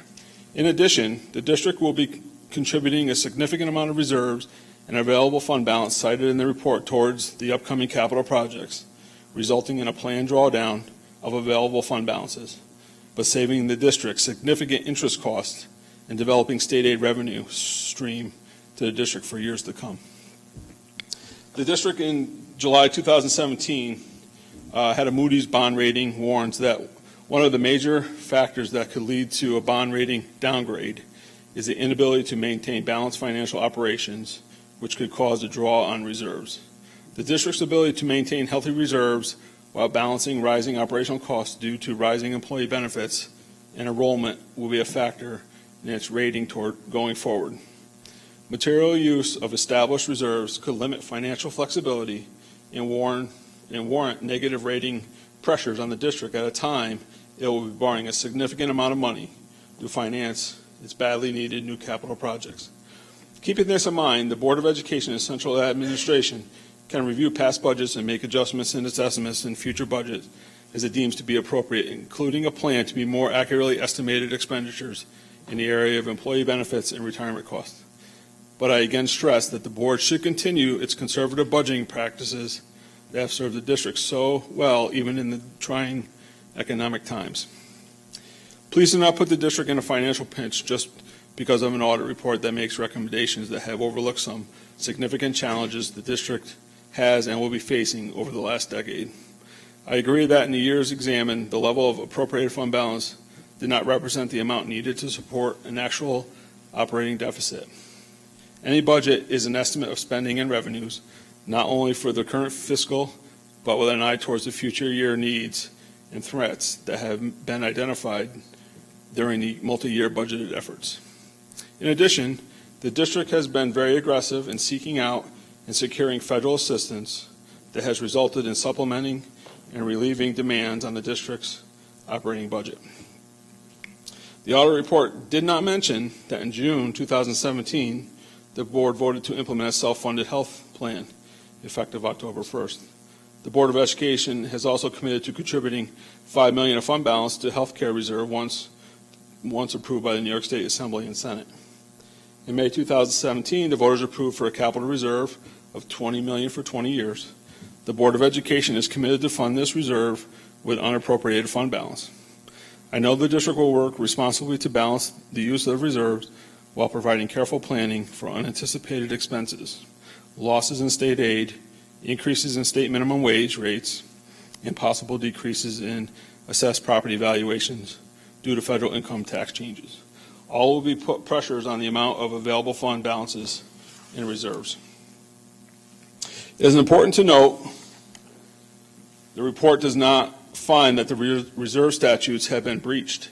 Rather, the report contains several conclusions that reflect, from my viewpoint, subjective opinion statements and assumptions that are not reflective on the district's identified need and future funding levels necessary to meet longer-term cash needs in the areas identified and planned for the establishment of reserve funds. I also question the auditor's premise that the retirement and workers' compensation reserves are unnecessary. It is an established fact that the TRS contribution rates are going to have to increase significantly in the future years, with the likelihood that tax cap levels will not be anywhere near significant to meet these increases and fund other wage and operating expenses. Should the economy enter a severe recession or experience another stock market sell-off, these reserves will be utilized extensively. I am pleased to report that the district implemented procedures in September 2017 to supply all board members with monthly financial statements that will include a minimum revenue and expenditures compared to budget amounts, balance sheet summaries, and summary of investments carried by the district. The Middletown City School District and Board has been fiscally prudent in protecting against the future financial difficulties. Given the financial conditions of New York State, there is no guarantee that these measures, such as freezing foundation aid or reintroducing the gap elimination adjustment, will be enacted for future state budgets. The Middletown City School District is owed over $50 million in foundation aid. If the formulas created by the campaign for fiscal equity lawsuit have been implemented since that time, without conservative budget estimates, the potential of large staff and program reductions exists year that New York State fails to properly fund school districts in an equitable manner through state aid. In closing, I would like to compliment the board on its continuing efforts in furthering the district's goal to provide high-quality educational programs, successfully graduate our students into productive careers, to be accountable to the district's taxpayers, and to maintain a financially healthy district over the long term. The district's current budgeting practice and management of its fund balance reserve levels is conducted in furtherance of the objective and has resulted in, by my measure, a high-achieving district despite the many obstacles it had to overcome. While I recommend taking the comptroller's recent audit report into consideration, I caution against giving back the district's reserves because available funds are definitely going to be needed in future years. The board's prudent budget practices have served the district well, and to change course at this time would be counterproductive. Sorry about the length of that, but it was a little long. So that's from our financial manager, our financial consultant. They maintain all of our, when we do bond ratings and when we have questions about state aid, we reach out to them. So that's kind of where we are with the fund balance. As you can see, if you look online, you can see the comptroller's report. It's available. It's on our website. It's up on the New York State Comptroller's audit website. That's essentially all I have to offer. I mean, as far as the article in the paper, I just wish it was portrayed a little differently than showing that we had 75% tax against the levy, which is not true. Thank you, Mr. Tuttle. I believe I'll go around the table once. And Mr. Crescenzo, would you like to start us off? Did anyone from the paper, the author of the article and the editorial, did anyone check with the district, with you, to find out if their facts were accurate or correct? We did. I did speak to the writer. We did speak about some facts. I just don't think it was portrayed like the facts. You know, the numbers the numbers were the numbers, but they weren't portrayed correctly. Mrs. Blumenau. Sitting on the audit committee, I just want to commend the district for the consistently providing us with information that we need on an ongoing basis so that we can make the decisions that we have to make to protect not only the interests of all the other taxpayers, but ourselves as taxpayers as well. So thank you to our leaders, our financial support teams who are putting together these budgets. Things happen. You know, we can budget for ourselves. We know that we can find bargains when we do. That's what we're good at. But we always have to prepare for the worst case scenario. And I think that that's what we've been really good at. We've been preparing for worst case scenario, unfortunately, for a long time because of the situations that we've been put in by the state, by the federal government, and we're consistently trying to protect ourselves and protect our taxpayers from a really catastrophic increase in taxes. So we've been supported by this district in our tax levy consistently. We have not lost a budget vote. Our taxpayers trust us, and we hope to continue that trust well into the future. So I hope that the information that we are now getting to support what has been going on in the district is communicated to the rest of the community. So there's an understanding of the ins and outs of really putting together a safe budget. And hopefully, yeah, we're moving forward, and we're moving forward into a time of transition with new leadership, and We're going to be just as diligent in watching and in oversight as we have been for the past, I would assume, since many of you have sat on the board. So thank you all for being here. I just want to also just thank the community, the past board members for being here to help shed some light and to bring things to light, because it's important. We all have different perspectives, but right now we're looking at saving our future for this community and doing the best that we can. And I think I speak for every single person at this table, staff as well as board members, that we are doing our due diligence to make sure that we are doing things correctly. And we ask the questions that need to be asked. Thank you. Thank you, Mrs. Blumenauer. Mrs. Zucks? I just wanted to thank you and thank everyone for coming out and for showing their concern and for stepping up when there is a time that something does seem as though it should be off, and to see that everybody does come to make sure they're asking the right questions. But I definitely wanted to thank you for always making sure that we do have the information in front of us and giving us lined items. And like, this was not something that I felt as though, being a new member here on the board, that I was not able to understand, because since I've been on the board, I know that you've been putting forth all the information in front of me clearly, and I just wanted to thank you for that. You're welcome. Mr. Pierre? As a board member for the past 4 years in this district, I don't feel like I've been hoodwinked, as a previous board member put it at the podium. First of all, I want to thank you for your report, Mr. Tuttle. I feel that we've always had the correct information to make sound decisions. I feel we've been, a surplus doesn't mean we've done anything wrong. It certainly means we've been fiscally responsible, as we're supposed to be, so that we keep the programs for our students and continue to grow as a district. We've done great things in this district in the past decades, and we want to continue to do those great things. And without the monies required to do these things, we cannot do them. For those who complain about the surplus, I think we're in a better position as having that money, as opposed to be on the opposite side.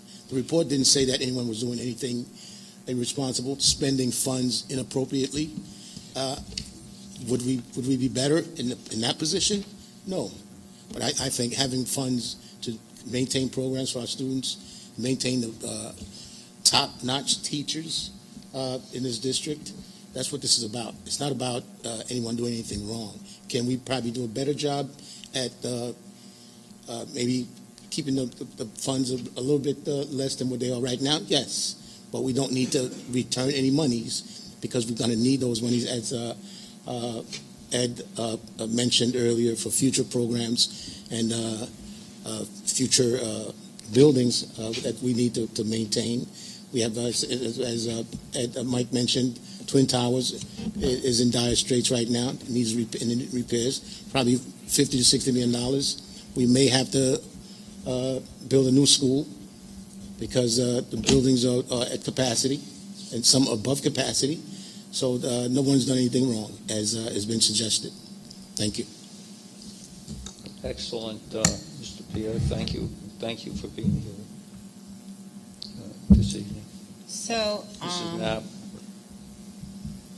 I do take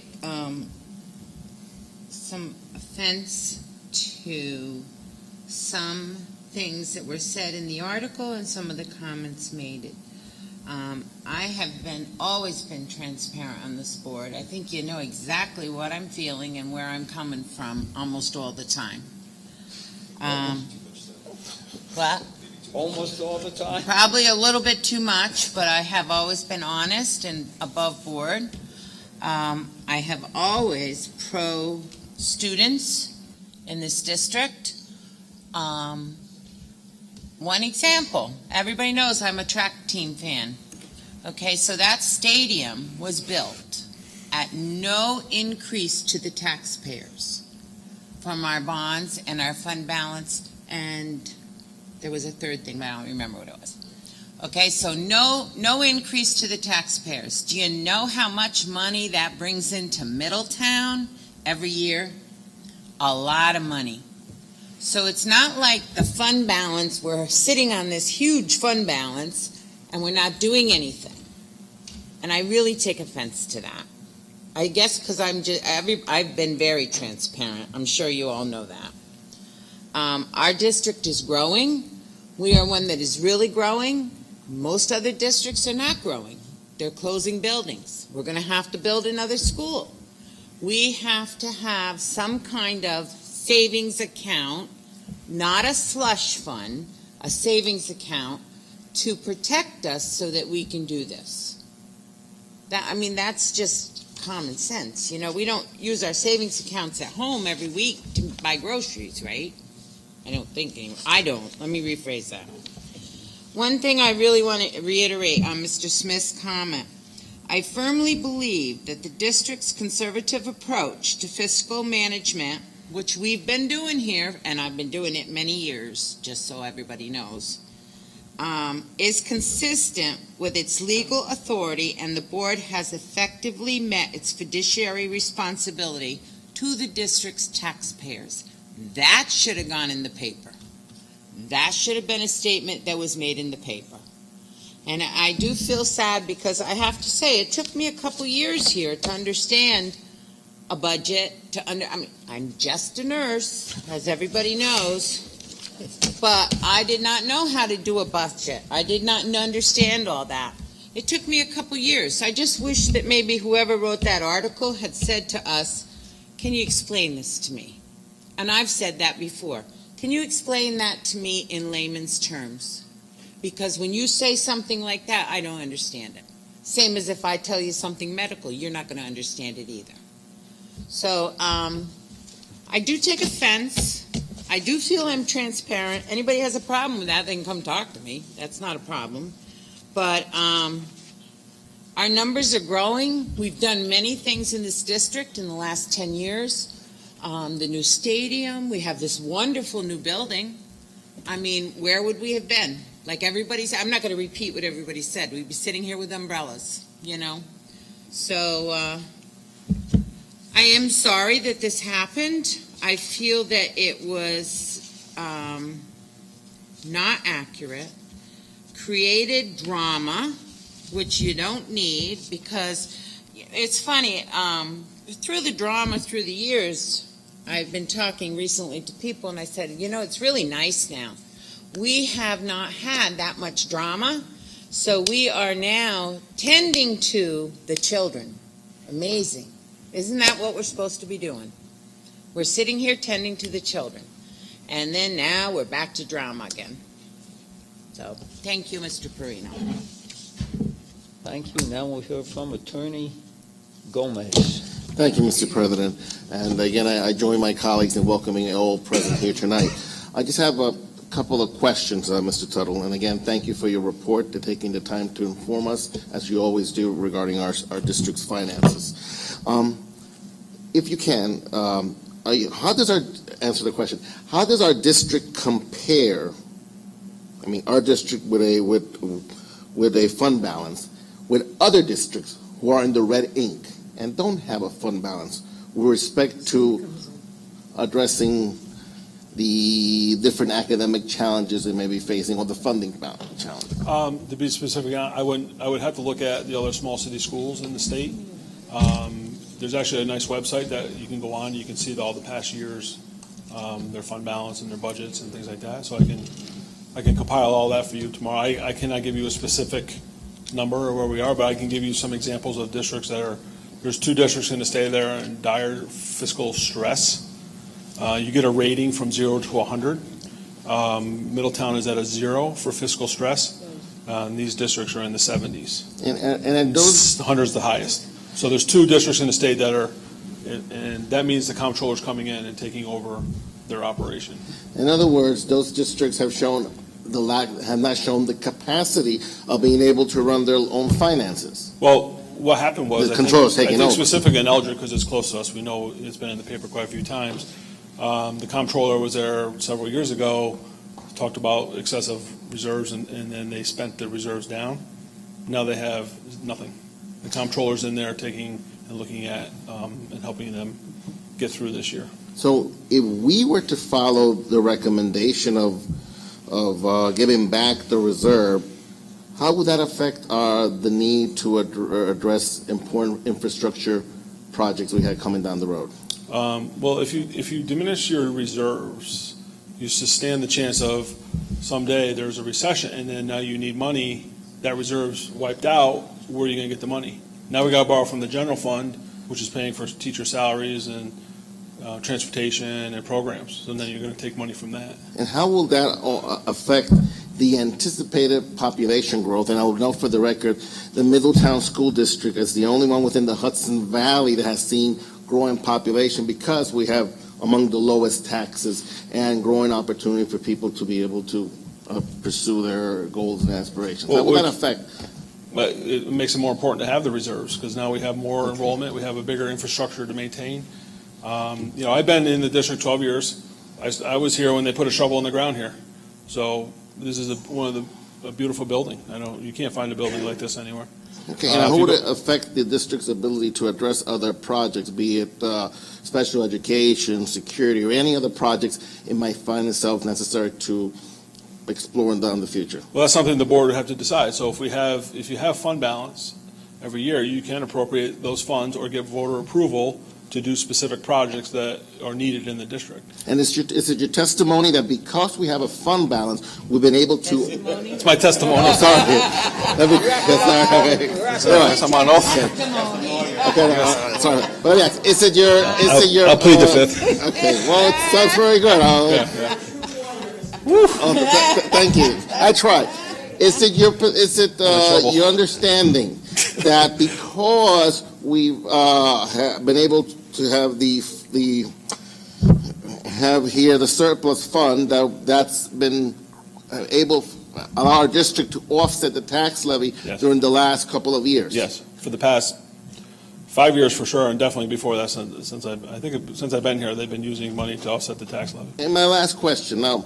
I personally am all for tax reform, except the whole issue of the deductions, eliminating the deductions. Right, yeah. Now that those deductions have been eliminated, how important would you say will be having the surplus funds be to our district to continue to offset tax levies or keep taxes at low?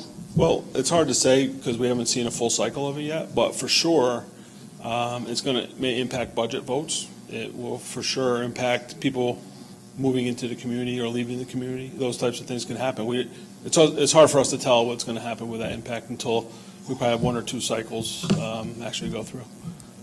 Yeah. Thank you. Because everyone's feeling that. Again, let me thank you for your great work, and also with that, we'll thank the Municipal Solutions under the direction of Mr. Smith, who's always come and provide this board wonderful information.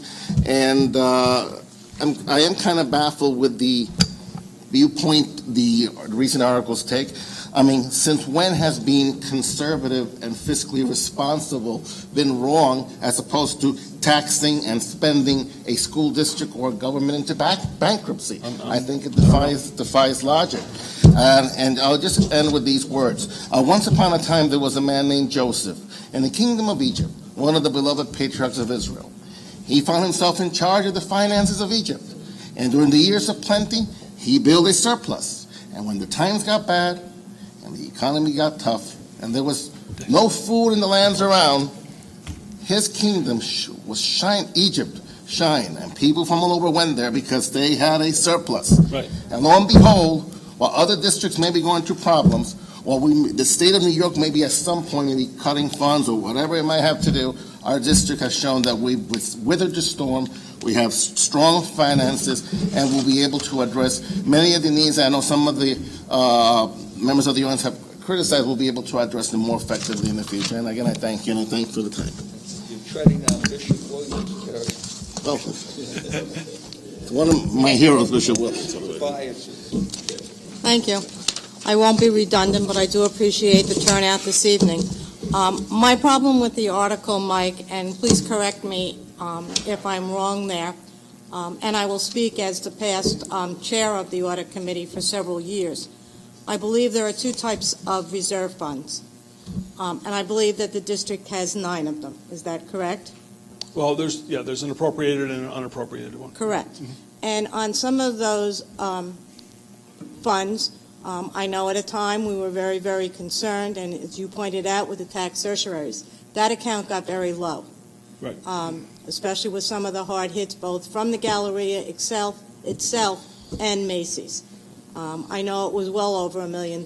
Macy's alone was $990,000. Still remember that figure because I was so shocked. Can I just add something to what you're talking about, the tax certiorari? So right now, if you read the report, basically there's $13 million that people have applied for refunds. Oh, there you go. And they can go So back 3 years. If everybody got their refund, we would be covered. Well, we're actually short. We only have $9 million in tax certiorari. So the comptroller is saying you need 25% of that, but we're a little more conservative, saying no, we've already seen where our tax certiorari's have come in and taken a substantial amount of money. We just had a $350,000 one with this past fall. I can't think of the place, though. The nursing home? Yeah, that's it. Yeah, But the other thing is, we're not sitting there with $58 million lump sum.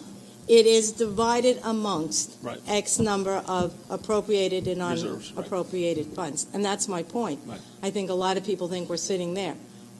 Some of the funds require, if we're going to use them, require voter approval. Correct? Yes. Like the vote that we had in December this year and the vote we had the previous December for buildings. Right, and so that. we did the capital reserve fund in May. We needed voter approval to create it, and we need voter approval to spend out of it. Correct. So when we do a That's- referendum, you're going to need a voter approval to spend it.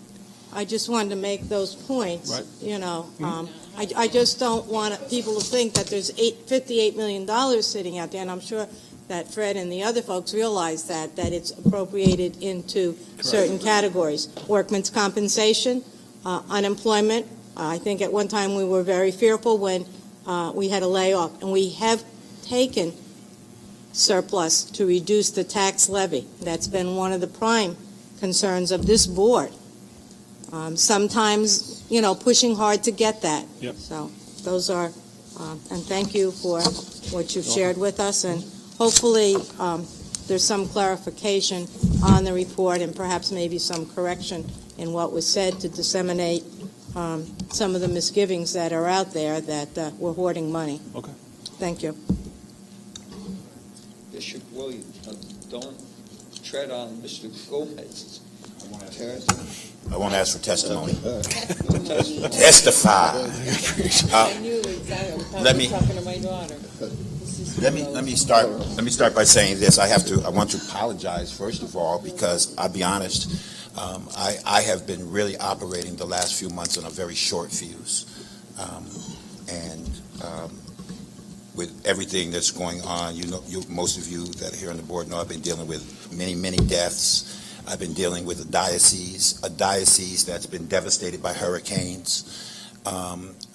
Been dealing with a sick father. But that's not either here or there. I've been operating with short fuse, and I came in tonight ready for a fight. I'll be honest. I just want to be honest. I came in ready for a fight. I've always maintained that. I'm a preacher, but I'm not no punk. and I've always maintained that. But I do want to say I'm grateful that Pastor Ryu is here.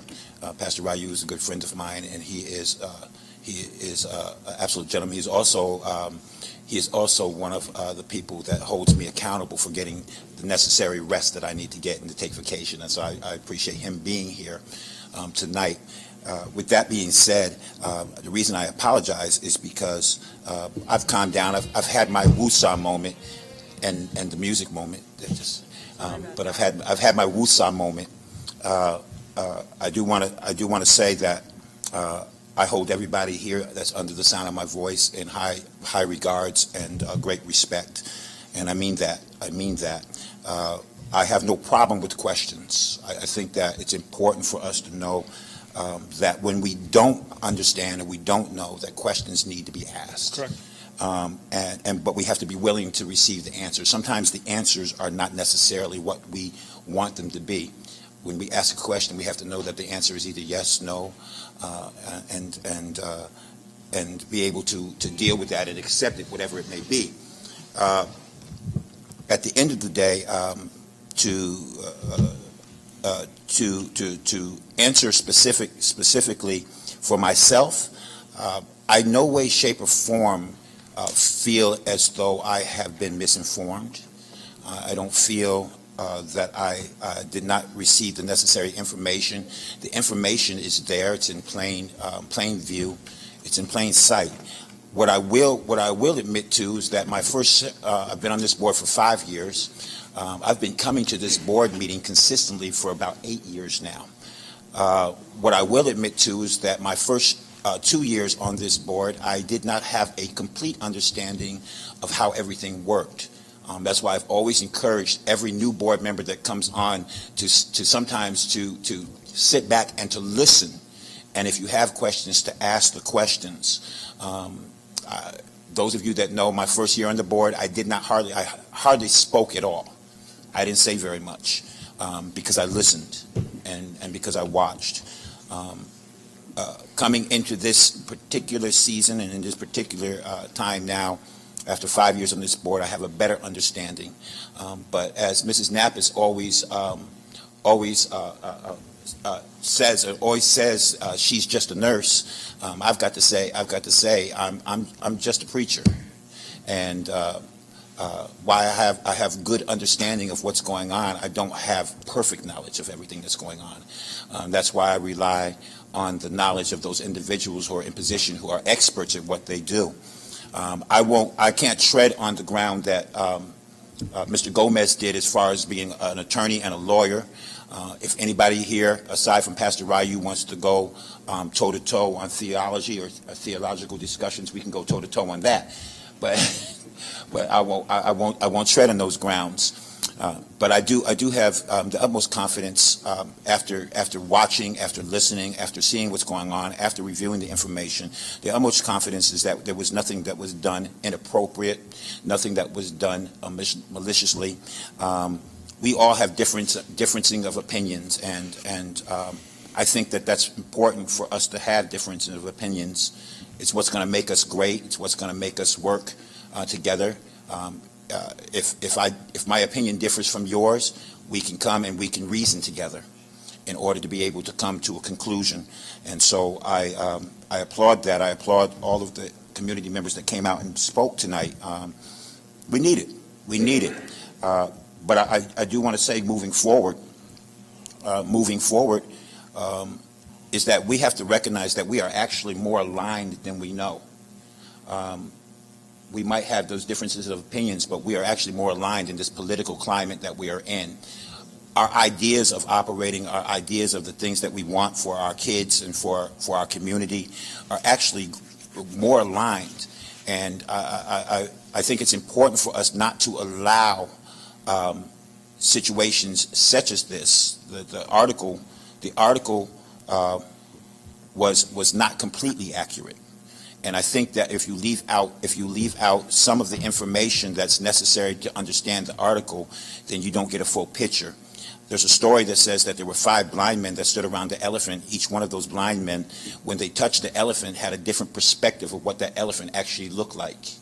Some touched the trunk and had a different perspective of what the person who was standing in the back touching the tail had of that elephant. And I think that if we really take all of our perspectives and put them together, we'll come up with an accurate perception of what's really been happening, what's really been going on. So this community is my home. I'm a lifelong Middletowner. It's my home, and I don't like conflict. I'm not afraid of conflict, but I don't like conflict. And I think that at this particular juncture that we find the common ground, and we correct whatever issues and whatever problems we do have, even moving forward as it relates to even the way that we look at our budgets and the way that we look at things. We correct whatever issues and whatever problems we have and move forward in order for us to be able to work together. So my fuse is short, but my But tonight I'm cool. I said woosah. I just and I said and I prayed. I prayed because this cross that I got over my heart is this cross is just something that I wear.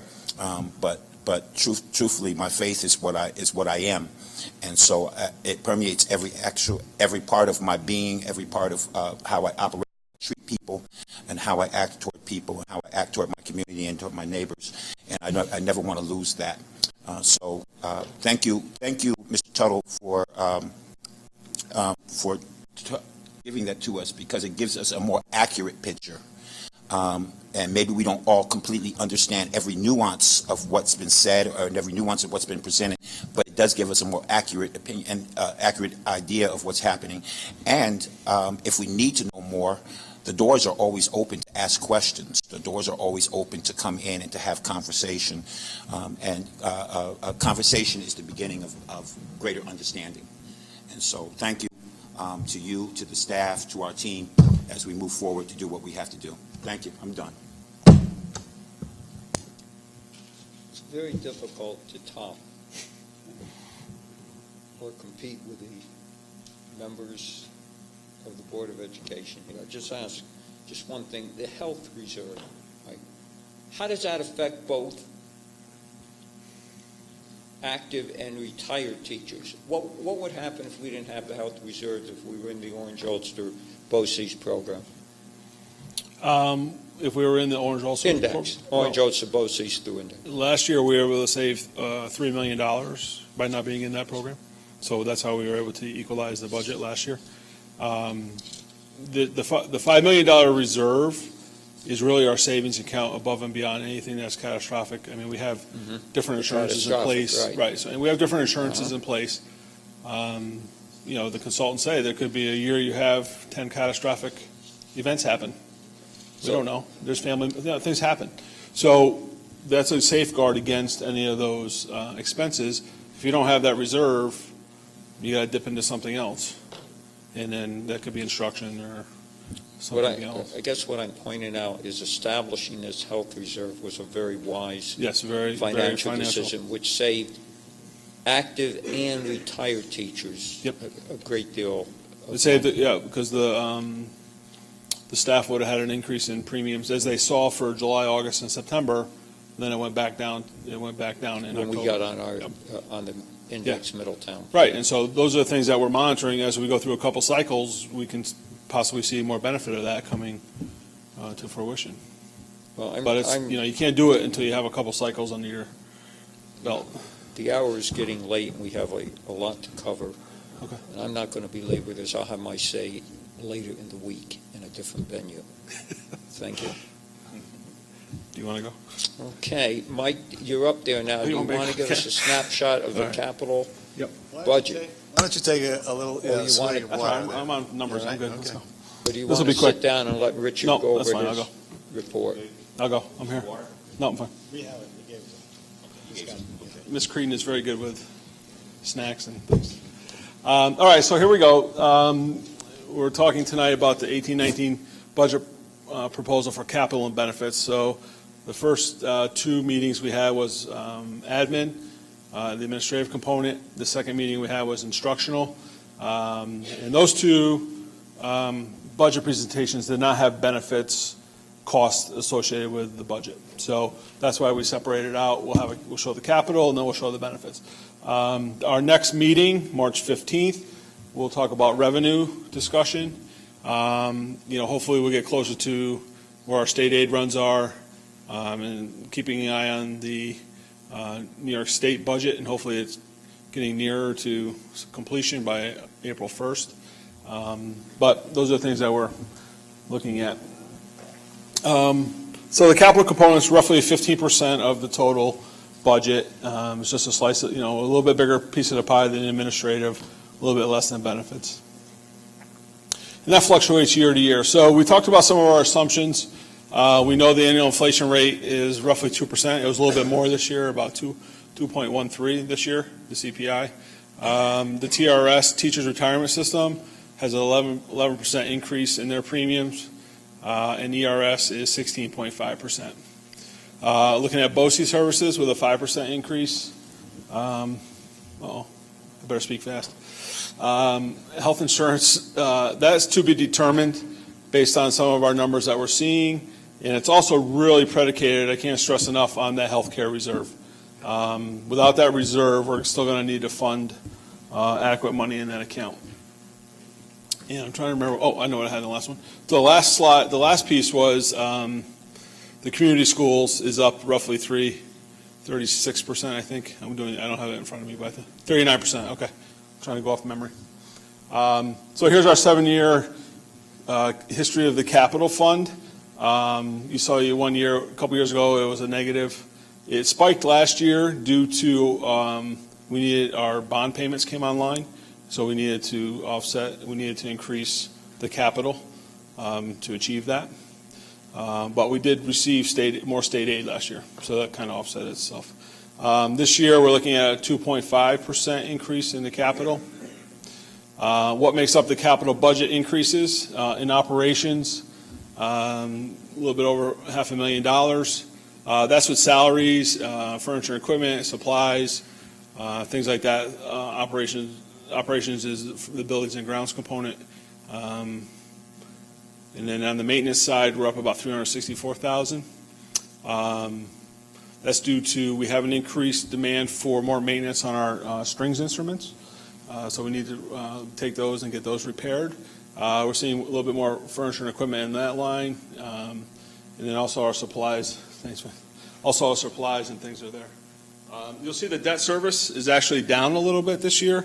But that's because last summer we refinanced our bonds, if everyone remembers, our BAM. And we're going to save about $400,000 over the next couple of years with that. But we're also having our debt service to pay down some of our debt. So it's important to have payments for debt service to offset so you can get the 2% tax cap.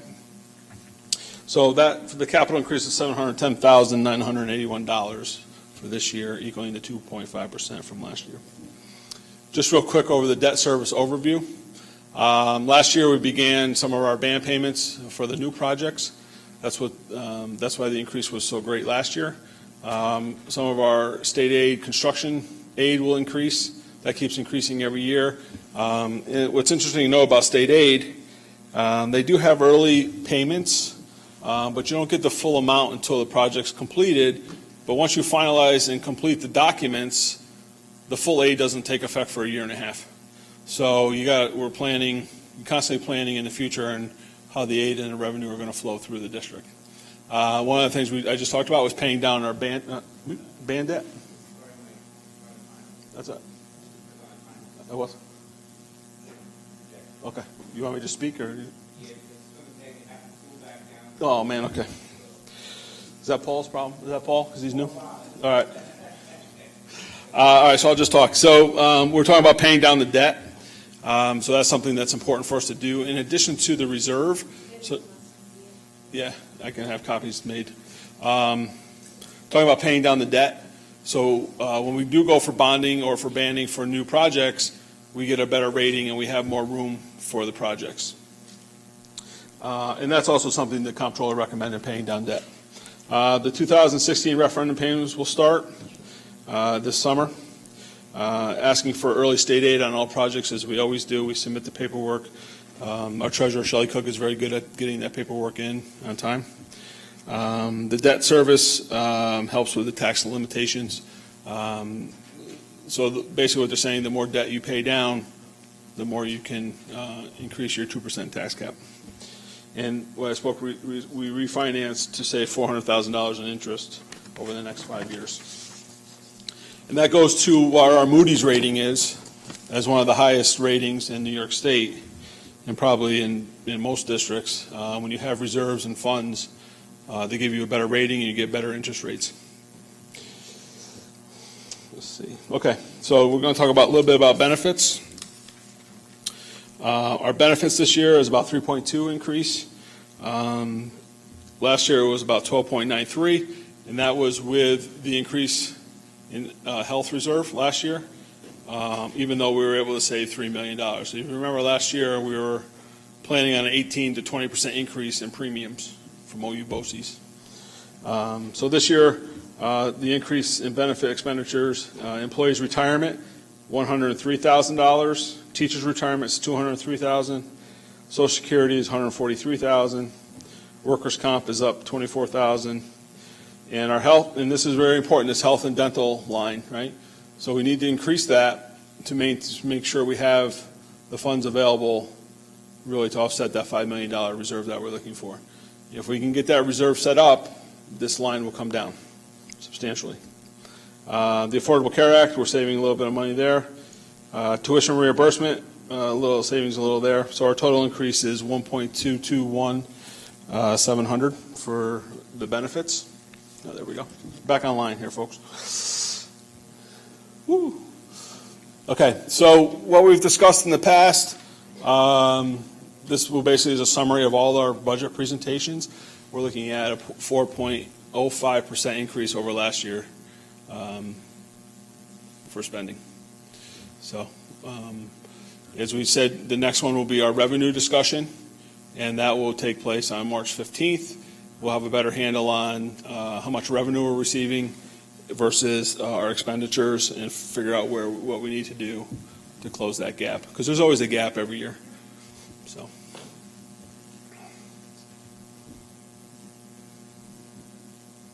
Any questions?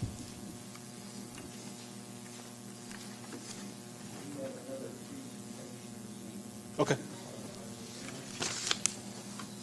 Now it is. Mic on? All right. Yep. Another presentation this evening. I would ask members of the board to study this and then present this, ask questions of Mr. Tuttle either during the week or at the next meeting. So, and Mr. DelMoro will... Has left the building. Where'd he go? There he is. Here's our calendar, just so everyone's aware. Wow, right in time. Yeah, we have the revenue next time. Public input, budget adoption is April 19th by the board. Our budget hearing will be the meeting after, and then the budget vote election is May 15th. If anyone needs to register, please contact Taryn Clark, our district clerk, 326-1196. And Thank you. speaking of that, Mrs. Clark did an excellent job preparing for this meeting, and board petitions are available. So if you want to pick up a petition, you call Mrs. Clark, 326-1196, 326-1196. So thank you very much. And now a very serious topic. And as I mentioned early in the meeting, Mr. DelMoro is going to talk and give us some aspects of district security. Thank you, Richard. Thank you, Ms. Perino, members of the Board of Education and the Middletown school community. I think I would be remiss, though, just not to make a comment on the discourse this evening on the budget. Being part of the administrative team from the aspect of curriculum instruction and supporting teachers with resources and materials and conferences and professional development opportunities to expand their expertise and build upon their effectiveness. We spend a great deal of time making sure that the funds that are available that can conclude that, so the outcomes that we desire. We know that has been realized by the significant increase in student academic achievement. Also, I might add that I have no doubt that the course offerings at the high school in this school district is equal and in many cases surpasses many of our surrounding districts in the Hudson Valley, and I might add also across the country, and yet we still have the lowest for districts in our population that needs to be serviced cost per student, that we diligently look at very conservatively and prudently how money's expended, but yet providing those expansive courses for kids, not only at the high school level, at middle school and elementary. It was earlier mentioned the elimination of some programs in the middle school. We did receive the approval from the state because the state permits you to incorporate those standards in other areas in which we did and we are continuing to doing. So we are always looking at ways to be more cost effective, but to be more effective and competitive for our students. And I don't want to belabor that point, but certainly everyone has their opinions about that, but I can assure you there's been no intentional deceit in any way to hurt, if you will, the financial pockets of our stakeholders. Having said that, I must say in terms of the area that I'm going to speak about tonight, I'll be brief, but I don't want to be not talking about some of the salient points that we've been working with, not only as a result of what happened last month. I think it's important that we're not reacting to only with those horrific events, as I highlighted in that letter to the public and to our school community, because it would be inaccurate to portray that what we are doing now, what we have done over the last couple of days, is because of that, and that we were not doing those type of things for a long period of time. This district has always and will continue to hold security and safety of all of its inhabitants, staff and students alike, in paramount need. It is in paramount importance that we continue to do that. And as current practices change regarding the safety and security, so too have we. All right. One of the things that, one of the new buzzwords along the emergency responders, hardening your exits and entrances, and we're doing that. We have been doing that. Without getting into too much detail, because we are told not to talk about these in public forums because they wouldn't be so secure, or people can bypass those what you put in place. But it's basically talking about ensuring that it's more difficult, extremely difficult, to get into the buildings, and that is a result of what we all have to do together in terms of making sure that what we put in place is adhered to, in terms of making sure all of the exit doors are always closed because they're locked from the outside, but students and staff can come out of those buildings. We have made sure that all of our locks are up to date and secure so that when doors close, the door locks where appropriately. Again, that would prevent anyone from leaving buildings or exit areas. We review our safety and staff plans annually with teachers as required by regulation, but throughout the school year as well. We're just entering now annual review of plans, and we're beefing those up based upon meetings I've had with our administrative team last Friday with the major emergency responders in the county, the Orange County Emergency Department. We met with both departments of law enforcement, with the town of Walk Hill, with their chief, also the Middletown Police and their chief. We met with them. We met with the Sheriff's Department, the under sheriff there. Officer Weed was there. State Police was also there. And we talked about what current philosophies and looked at how those are changing according to the plans we had as recent as September. And we're making adjustments and meeting with our staffs. The first, usually the 6 or 7 days of every month, is faculty meetings. So these are the times that we're going to remind the staff of the most current changes in terms of how we respond to emergency situations. As you know, there are different philosophies among emergency responders and law enforcement personnel as to how to respond. And I'll just talk about one of them. Should we put shades up or down, or blinds should be up or down? Every responder told us those are irrelevant issues. Irrelevant. Yet people feel that's a sense of security. It is not. These instances take place within anywhere between 8 and 14 minutes or less, somewhere in there. Both police departments, state police, have been very collaborative, very responsive to this school community when an emergency arises. And in particular, as you remember, all of those issues we had the year before last with the swatting calls. they were on campus within 5 or 6 minutes, and I know that was one of the questions that Mr. Gomez raised. Good question. How fast do they respond? Maybe even sooner, depending on the patrol car. I remember when Dr. Eastwood and I were arriving at Maple Hill, they were flying out of cars like nobody's business. In meeting with the police departments, we talked about indiscriminate and unannounced sweeps in the buildings, and they have been doing that for the last 2 weeks and will continue to do that. I'll talk about March 14th in a little bit as I end my presentation, but I think it's important to know that we have over 700 cameras in this district, inside buildings and around the perimeters of buildings. And we're working with these responders to seek a collaboration when an emergency arises, that network switches over to them so that they have now access to what's going on in a particular building.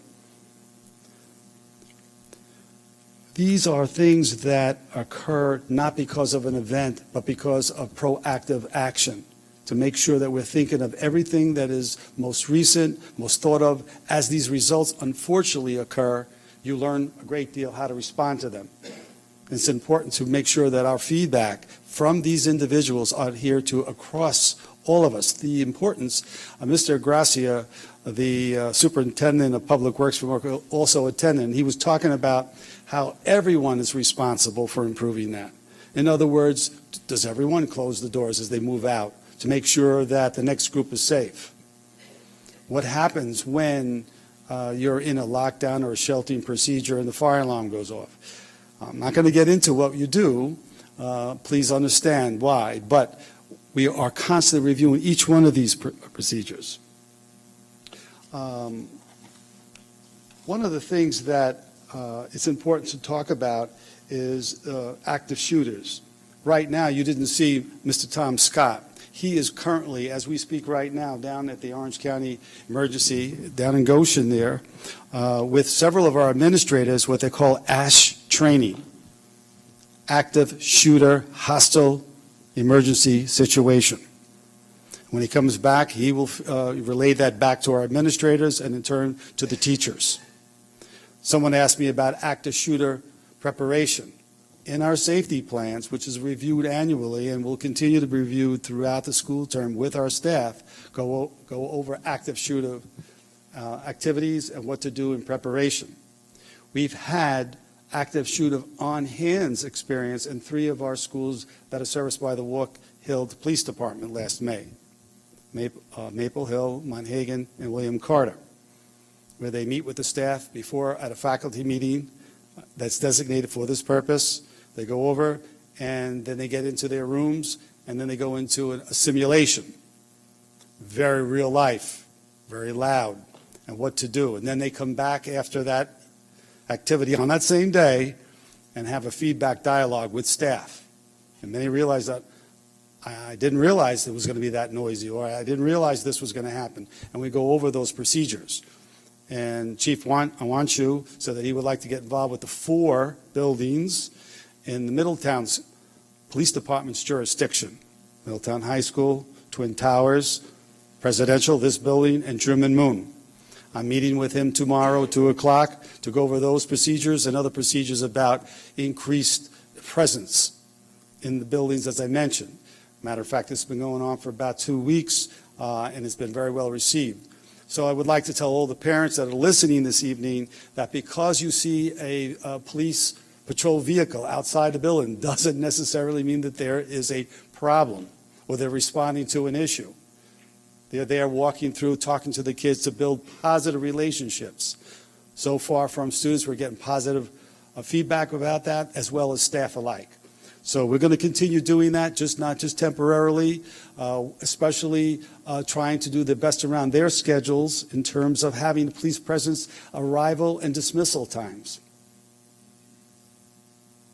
Because there's no guarantee, 100%, I'm sorry, I cannot make that statement, nor could they, that we can ever prevent from a horrific event of happening. But we could make it more difficult and be prepared if and when that happens. And we hope that it never happens.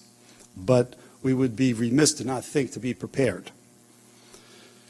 So those are some of the things that we're doing. We have some other things in plan that I do not wish to talk about to, if you will, enhance, beef up, if you will, our protection and safety for all of our people.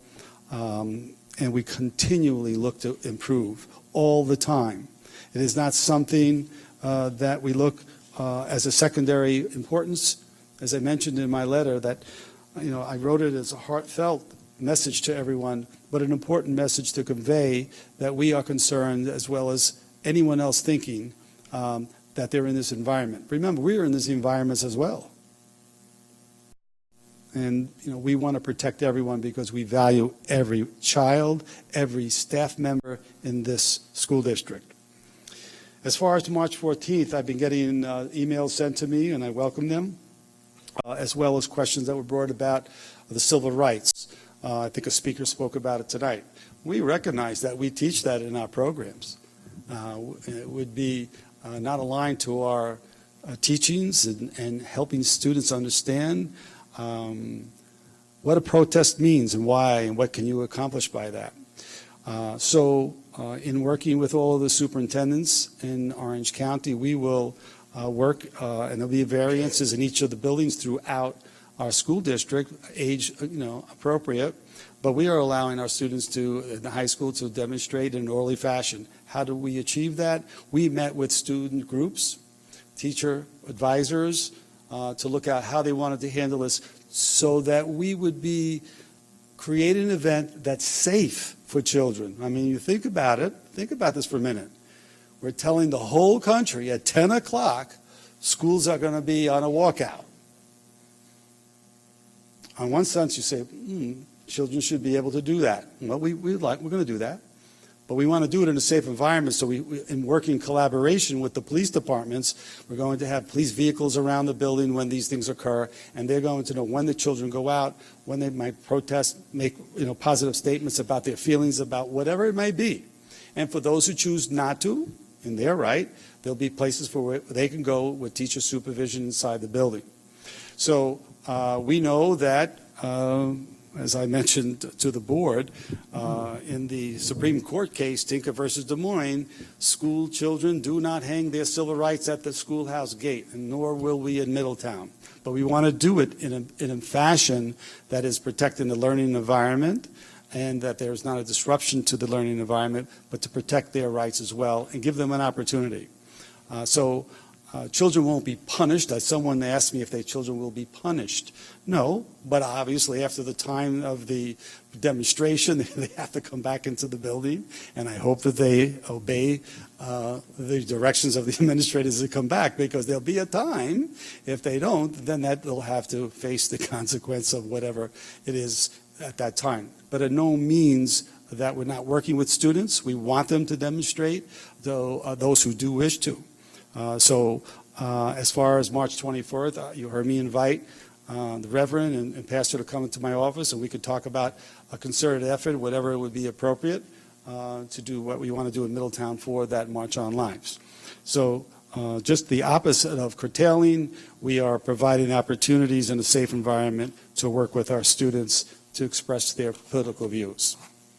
I'll open the board for any questions at this time. I'd rather not have any questions on this because it's sensitive material. We're going to have an executive meeting on executive session next Tuesday. Fine, whatever you wish to do. I'd like to include this in these questions in that session. All right. Thank you for the opportunity to share what we're doing in Middletown. Nice job. Okay. Next, on to action items. Approval of financial memorandum number 20. Motion to approve. Any discussion? We had this about a week. All in favor? Aye. Any opposed? Motion carries unanimously.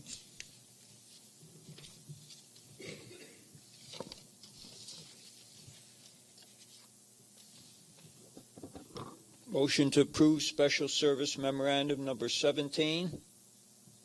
Second. Any discussion on this? All in favor? Any opposed? Motion carries unanimously.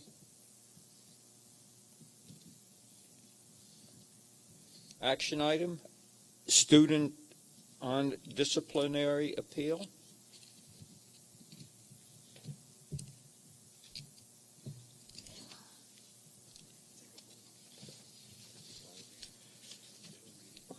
Yes, yeah, I do. Resolved that the Board of Education upholds the superintendent discussion made at the superintendent's disciplinary hearing regarding student 0190779, following consideration by the Board of Education for the appeal made by the parent/guardian. This was discussed in executive session, as it should be. All in favor? Aye. Any opposed? Motion passes. Did we get a second on that? Oh, there you go. Now we're done. Let's take another vote just to be sure. All in favor? Any opposed? Thank you. On to committee reports. I know Mr. Gomez had a committee meeting this week, and I'm sure he wants to say something about it. Do you not, Mr. Gomez? I'll keep it brief. Yes, this past Tuesday, the Fair Funding Committee met. Was very pleased. We had a nice attendance, including our colleague, Ms. Zucks, who contributed fantastically to our meeting. The issues, among the issues we're committed to tackle are the issue of unfunded mandates, which are such an albatross around our schools and impose so much financial burden. And as our prior superintendent many times stated, if we could just get rid of half of the unfunded mandates, you're talking possibly up to 40% reduction on property taxes. So really, it's something that not only affects school districts, but even municipal governments. And we hope by looking at that, brainstorming with other school districts, and we could hopefully be agents for change and moving things in the right direction. And again, I thank all who were present, and we'll keep on marching forward. Thank you. Keep us up to date on this, Mr. Gomez? Yes. Good. Any other committee reports? IEP committee's going along. Mrs. Zucks is on this committee, as I am, and Mrs. Clark keeps us going. Okay, now we come to our second opportunity to address the board. Dr. Morrow. I just want to get on to another topic, but I wanted to address this issue about the reserves. This is not something that is new this year for those people who've been on the board for a long period of time. I remember when I was on the board, we had problems with the state coming in and saying that we had too much in our reserve funds. Part of the problem is that the state restricts the size of the reserves. I believe it's to 4%. And whether or not that's enough or a proper reserve is another question. In Mr. Tuttle's presentation, he was giving the same rationale that we've heard when the topic of the reserve funds comes up often. But in many ways, the reserve funds are not used as a slush fund. That term is too strong. But I think it is used to maintain budgetary flexibility, and the board, in many respects, sets the priorities on how that money is to be spent. And I can see the position of a teacher who's losing his position while they see all that money in the reserve not being used to help them.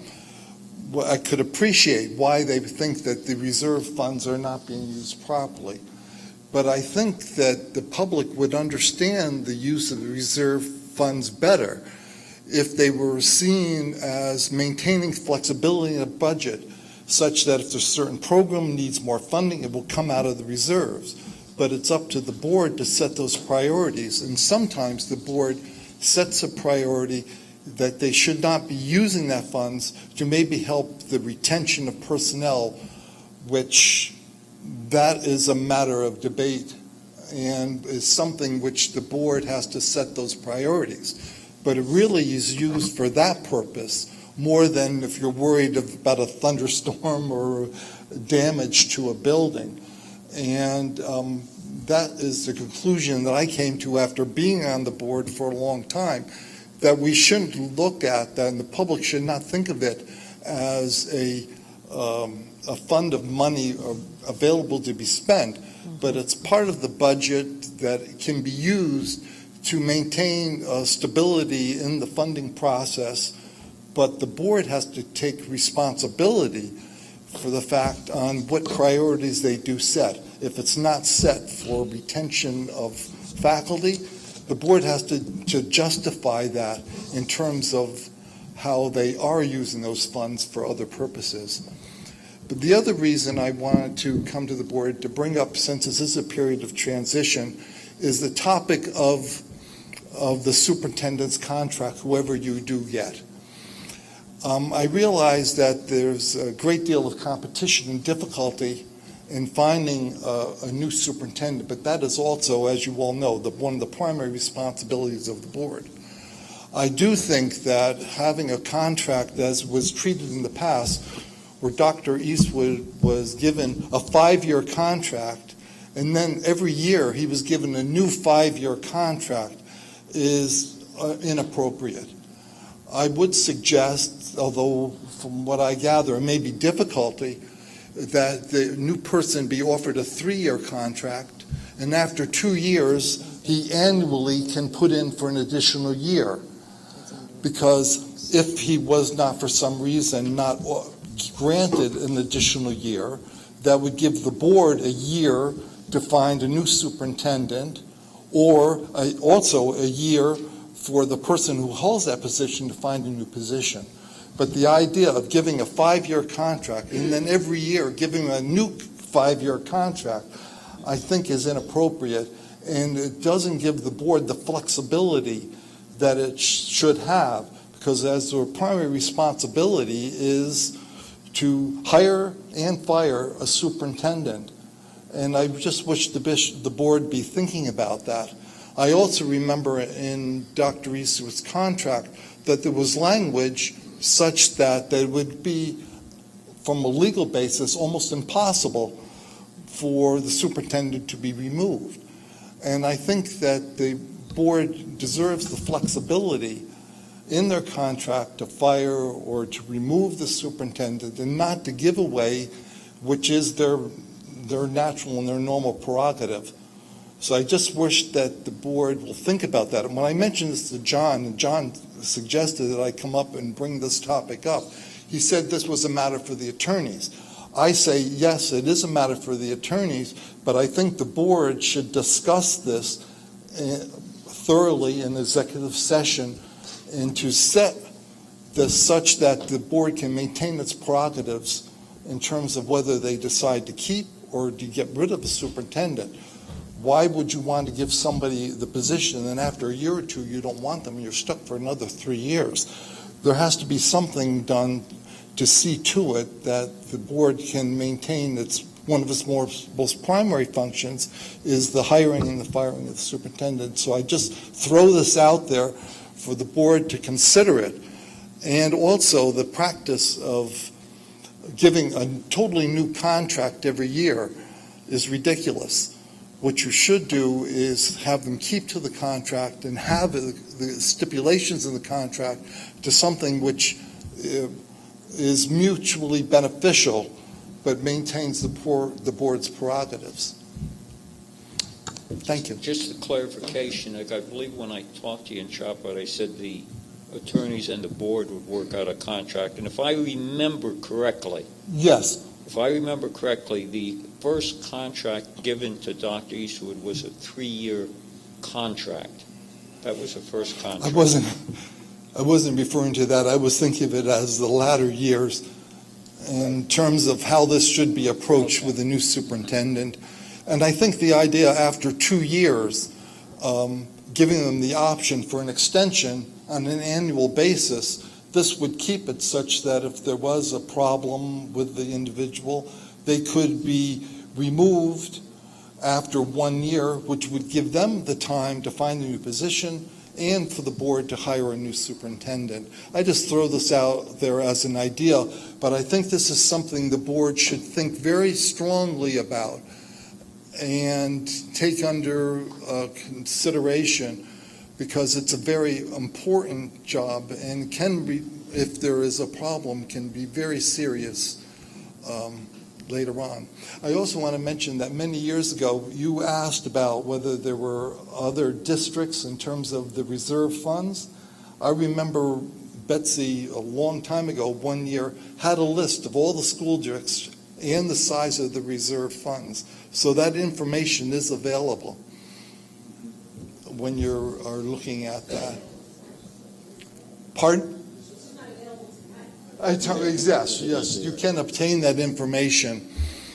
And, but this is a constant question with the size of the reserve funds. And I've heard the same explanation, as I'm sure others on the board, many times before.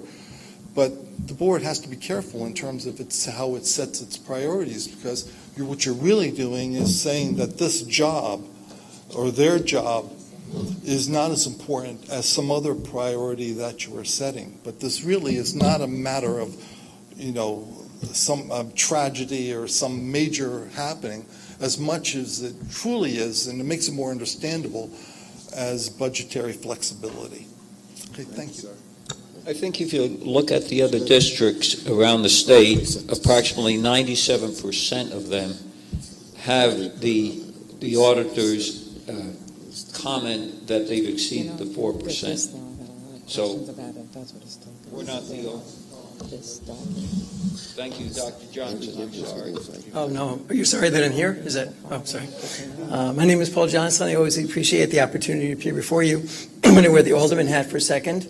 President Rodriguez has asked Mr. Massey and I to be the liaisons to the board. I like coming here anyway, but I'm also actually representing the council at this time. You okay, Mike? You did an excellent testimony, by the way. Just want to thank you. You can't go home. You can't go home. So I appreciate that opportunity. With respect to pastor's comments, speaking for the council, I want to really thank you for all you do for the quality of life in the city of Middletown with the shelter and everything else. With respect to the school violence, we discussed it briefly at the council meeting last week.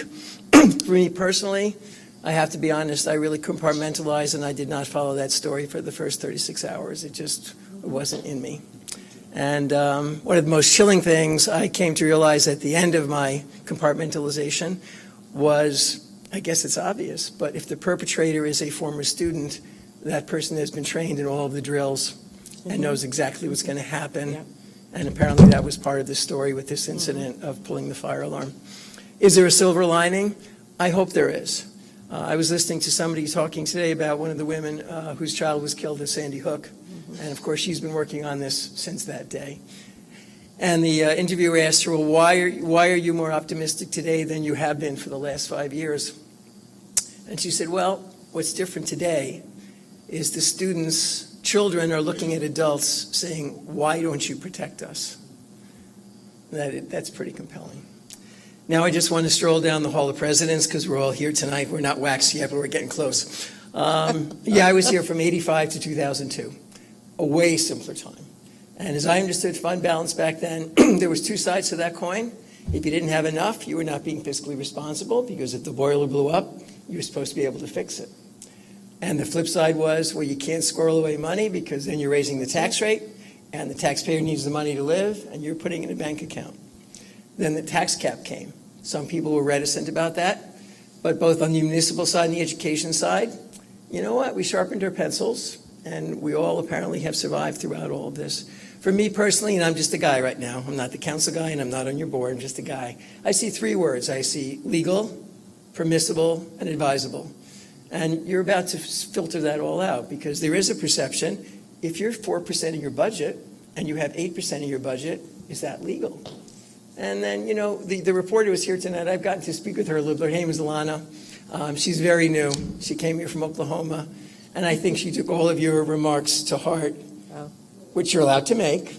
But I'm going to ask you to give her just a tiny bit of slack, just for one or two causes, because she doesn't run the whole newspaper. But getting back to the idea of permissible, advisable, and legal, that does have to be clarified. With respect to advisable and permissible, we could all go to 3 financial advisors and say, I want to retire on next date, and how much money do I have to do? And you get 3 different views of what you're supposed to do. You read a letter from this particular advisor who says, this is what you should be doing. It may be more of an issue of communication than proper practices. We all want to have, it's the same as your own family budget. You want to have enough in checking, you want to have enough in savings. You don't want to not provide for your family because you're squirreling it away, but you don't want to blow it all week to week when you should be putting something aside. On a very giant level, it is exactly the same thing. And most of us in the community, that's how we hear it. So I think you've done a giant step tonight into clarifying that, and I wish you the best of luck. And also, I wish the best of luck to what's being called the transition team. Thank you very much. Thank you, sir. Thank you, Dr. Johnson. Anyone else?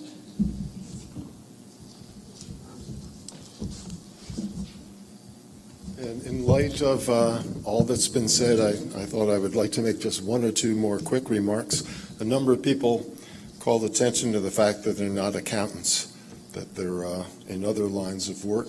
And that's the same with me. I was an English teacher, not an accountant. So what I pay attention to, and what I try to make my area of expertise is language. And I've got to admit that the controller's report is a real challenge when it comes to language. They're difficult to read. The saving grace of them, though, is they're very short. And I've had a little bit of practice with them because there have been other of these that have been written about the Middletown School District over the years. And I've learned a little bit of the shorthand of it. But basically, the controller is not the Attorney General, and he is not able to make any charges of malfeasance. So when people say, hey, we haven't been accused of any wrongdoing, that's correct. The controller does not do that. He doesn't accuse anybody of that. That's the Attorney General's job. What the controller does is he makes recommendations. So the controller made a number of recommendations. The district had a chance to respond. You've all heard the district response. Mr. Tuttle read it under the name of the lawyer, but it appears in the controller's report signed by Dr. Eastwood, and he makes all of those points that everybody has been making tonight, that your job is to be fiscally conservative, your job is to help and protect the students in the school district here and make sure that they've got everything that they need, and make sure that we don't run out of money, all of which is correct. But the controller, listening to all of that, responded with 2 sentences. And this is the bottom line. He says a conservative approach to fiscal management is consistent with the board's legal authority and fiduciary responsibilities. However, the district's budgeting practices led to operating surpluses, which were used to overfund reserves and may have resulted in a higher than necessary tax levy. He's not accusing you of a crime, but what he's saying is you've overstepped your bounds in that you've put too much away.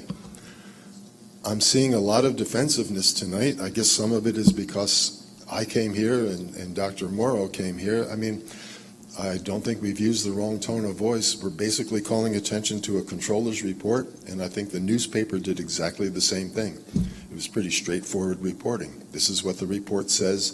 This is what the controller feels is best for our district.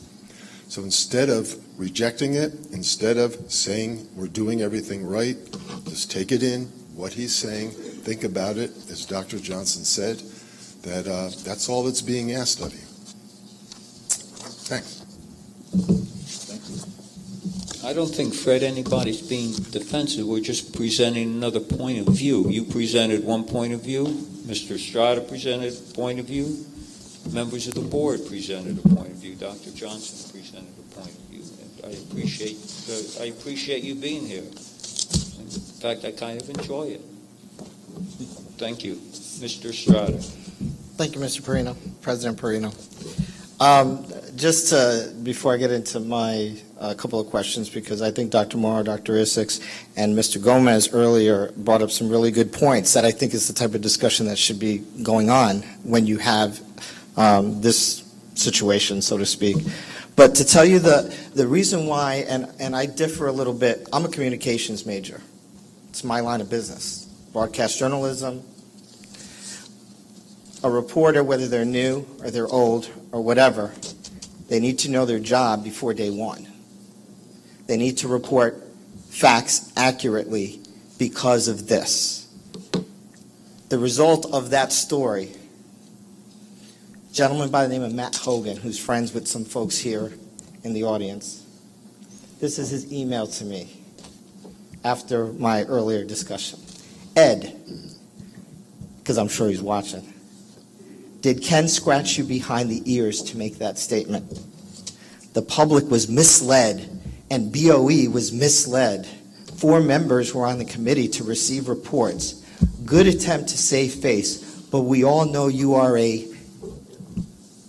anatomical feature, 4-letter words, because I know you can't beat me out. But you see the type of what that leads to?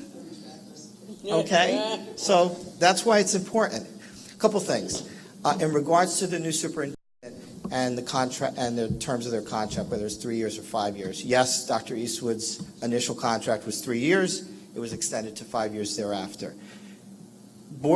Every Board of Education in all 700 school districts on superintendent contracts, the contracts are not renewed. They are extended by 1 year each year. And the reason they do that is to provide confidence in the superintendent that we like in the direction you're going in.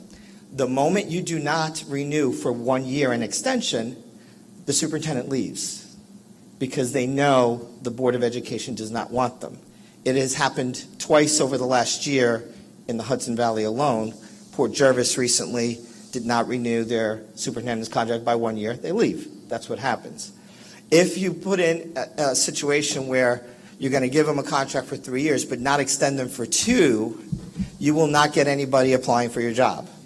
And your consultant will tell you that. So it's a good question to ask. Never hurts to try it. But that will be what your consultant will tell you, that you will not get anybody. Why would they apply here when other jobs offer those particular items? It's not that Middletown's doing something special. It's that they're following according to what other school districts are offering as far as contracts are concerned. Again, the comptroller does have the power to refer anything that they feel is illegal to the Attorney General. And in the words you always see, I was speaking with Dr. Morrow in the back. City of Middletown has a reserve. The reserve for the state of New York is $2 billion. So the same state that tells us your reserve is too high has a $2 billion reserve. So hopefully I'll see the folks who are here today driving up to Albany to lodge the same complaints, or write a letter at least, save you the gas. But again, this is a great Mr. Gomez was right on track asking about, and a good response.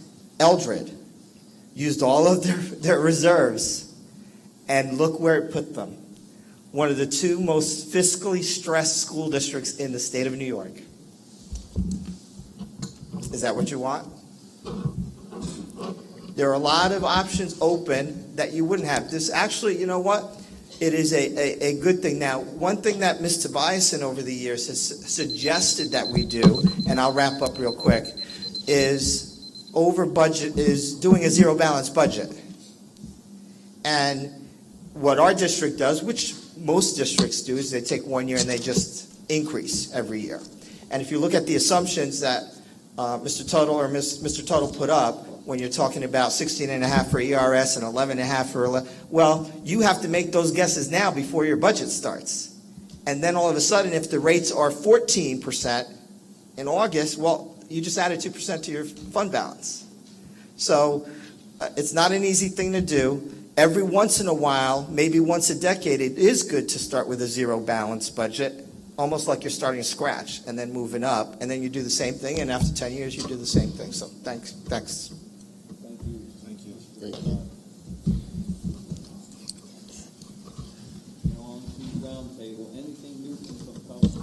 Could we just move ahead and adjourn, Mr.? Could we just move ahead and adjourn? It is almost 10 o'clock. Could we just remind us, we're meeting Tuesday at what time? Tuesday at 5 o'clock. I can hear me. Tuesday meeting, Tuesday, 5 p.m. at the board office. Okay. We don't expect to come back into a public session. Thank you so much for everyone Motion to attending. adjourn, yes. Mr. Chairman, Movement to adjourn. no, I just wanted to thank both Superintendent DelMoro and Mr. Perino for the strong words of support for school security and keeping our children safe, and all the members for going forward with constructive discussion along those lines for our children's safety. And I Take a vote on apologize for all adjourning. my new equipment. I'm not. All in favor? Aye. Any opposed? Rose, you opposed? No, I just said I apologize for the noise on my end with my new equipment. See everybody 5 o'clock on Tuesday. Thank you.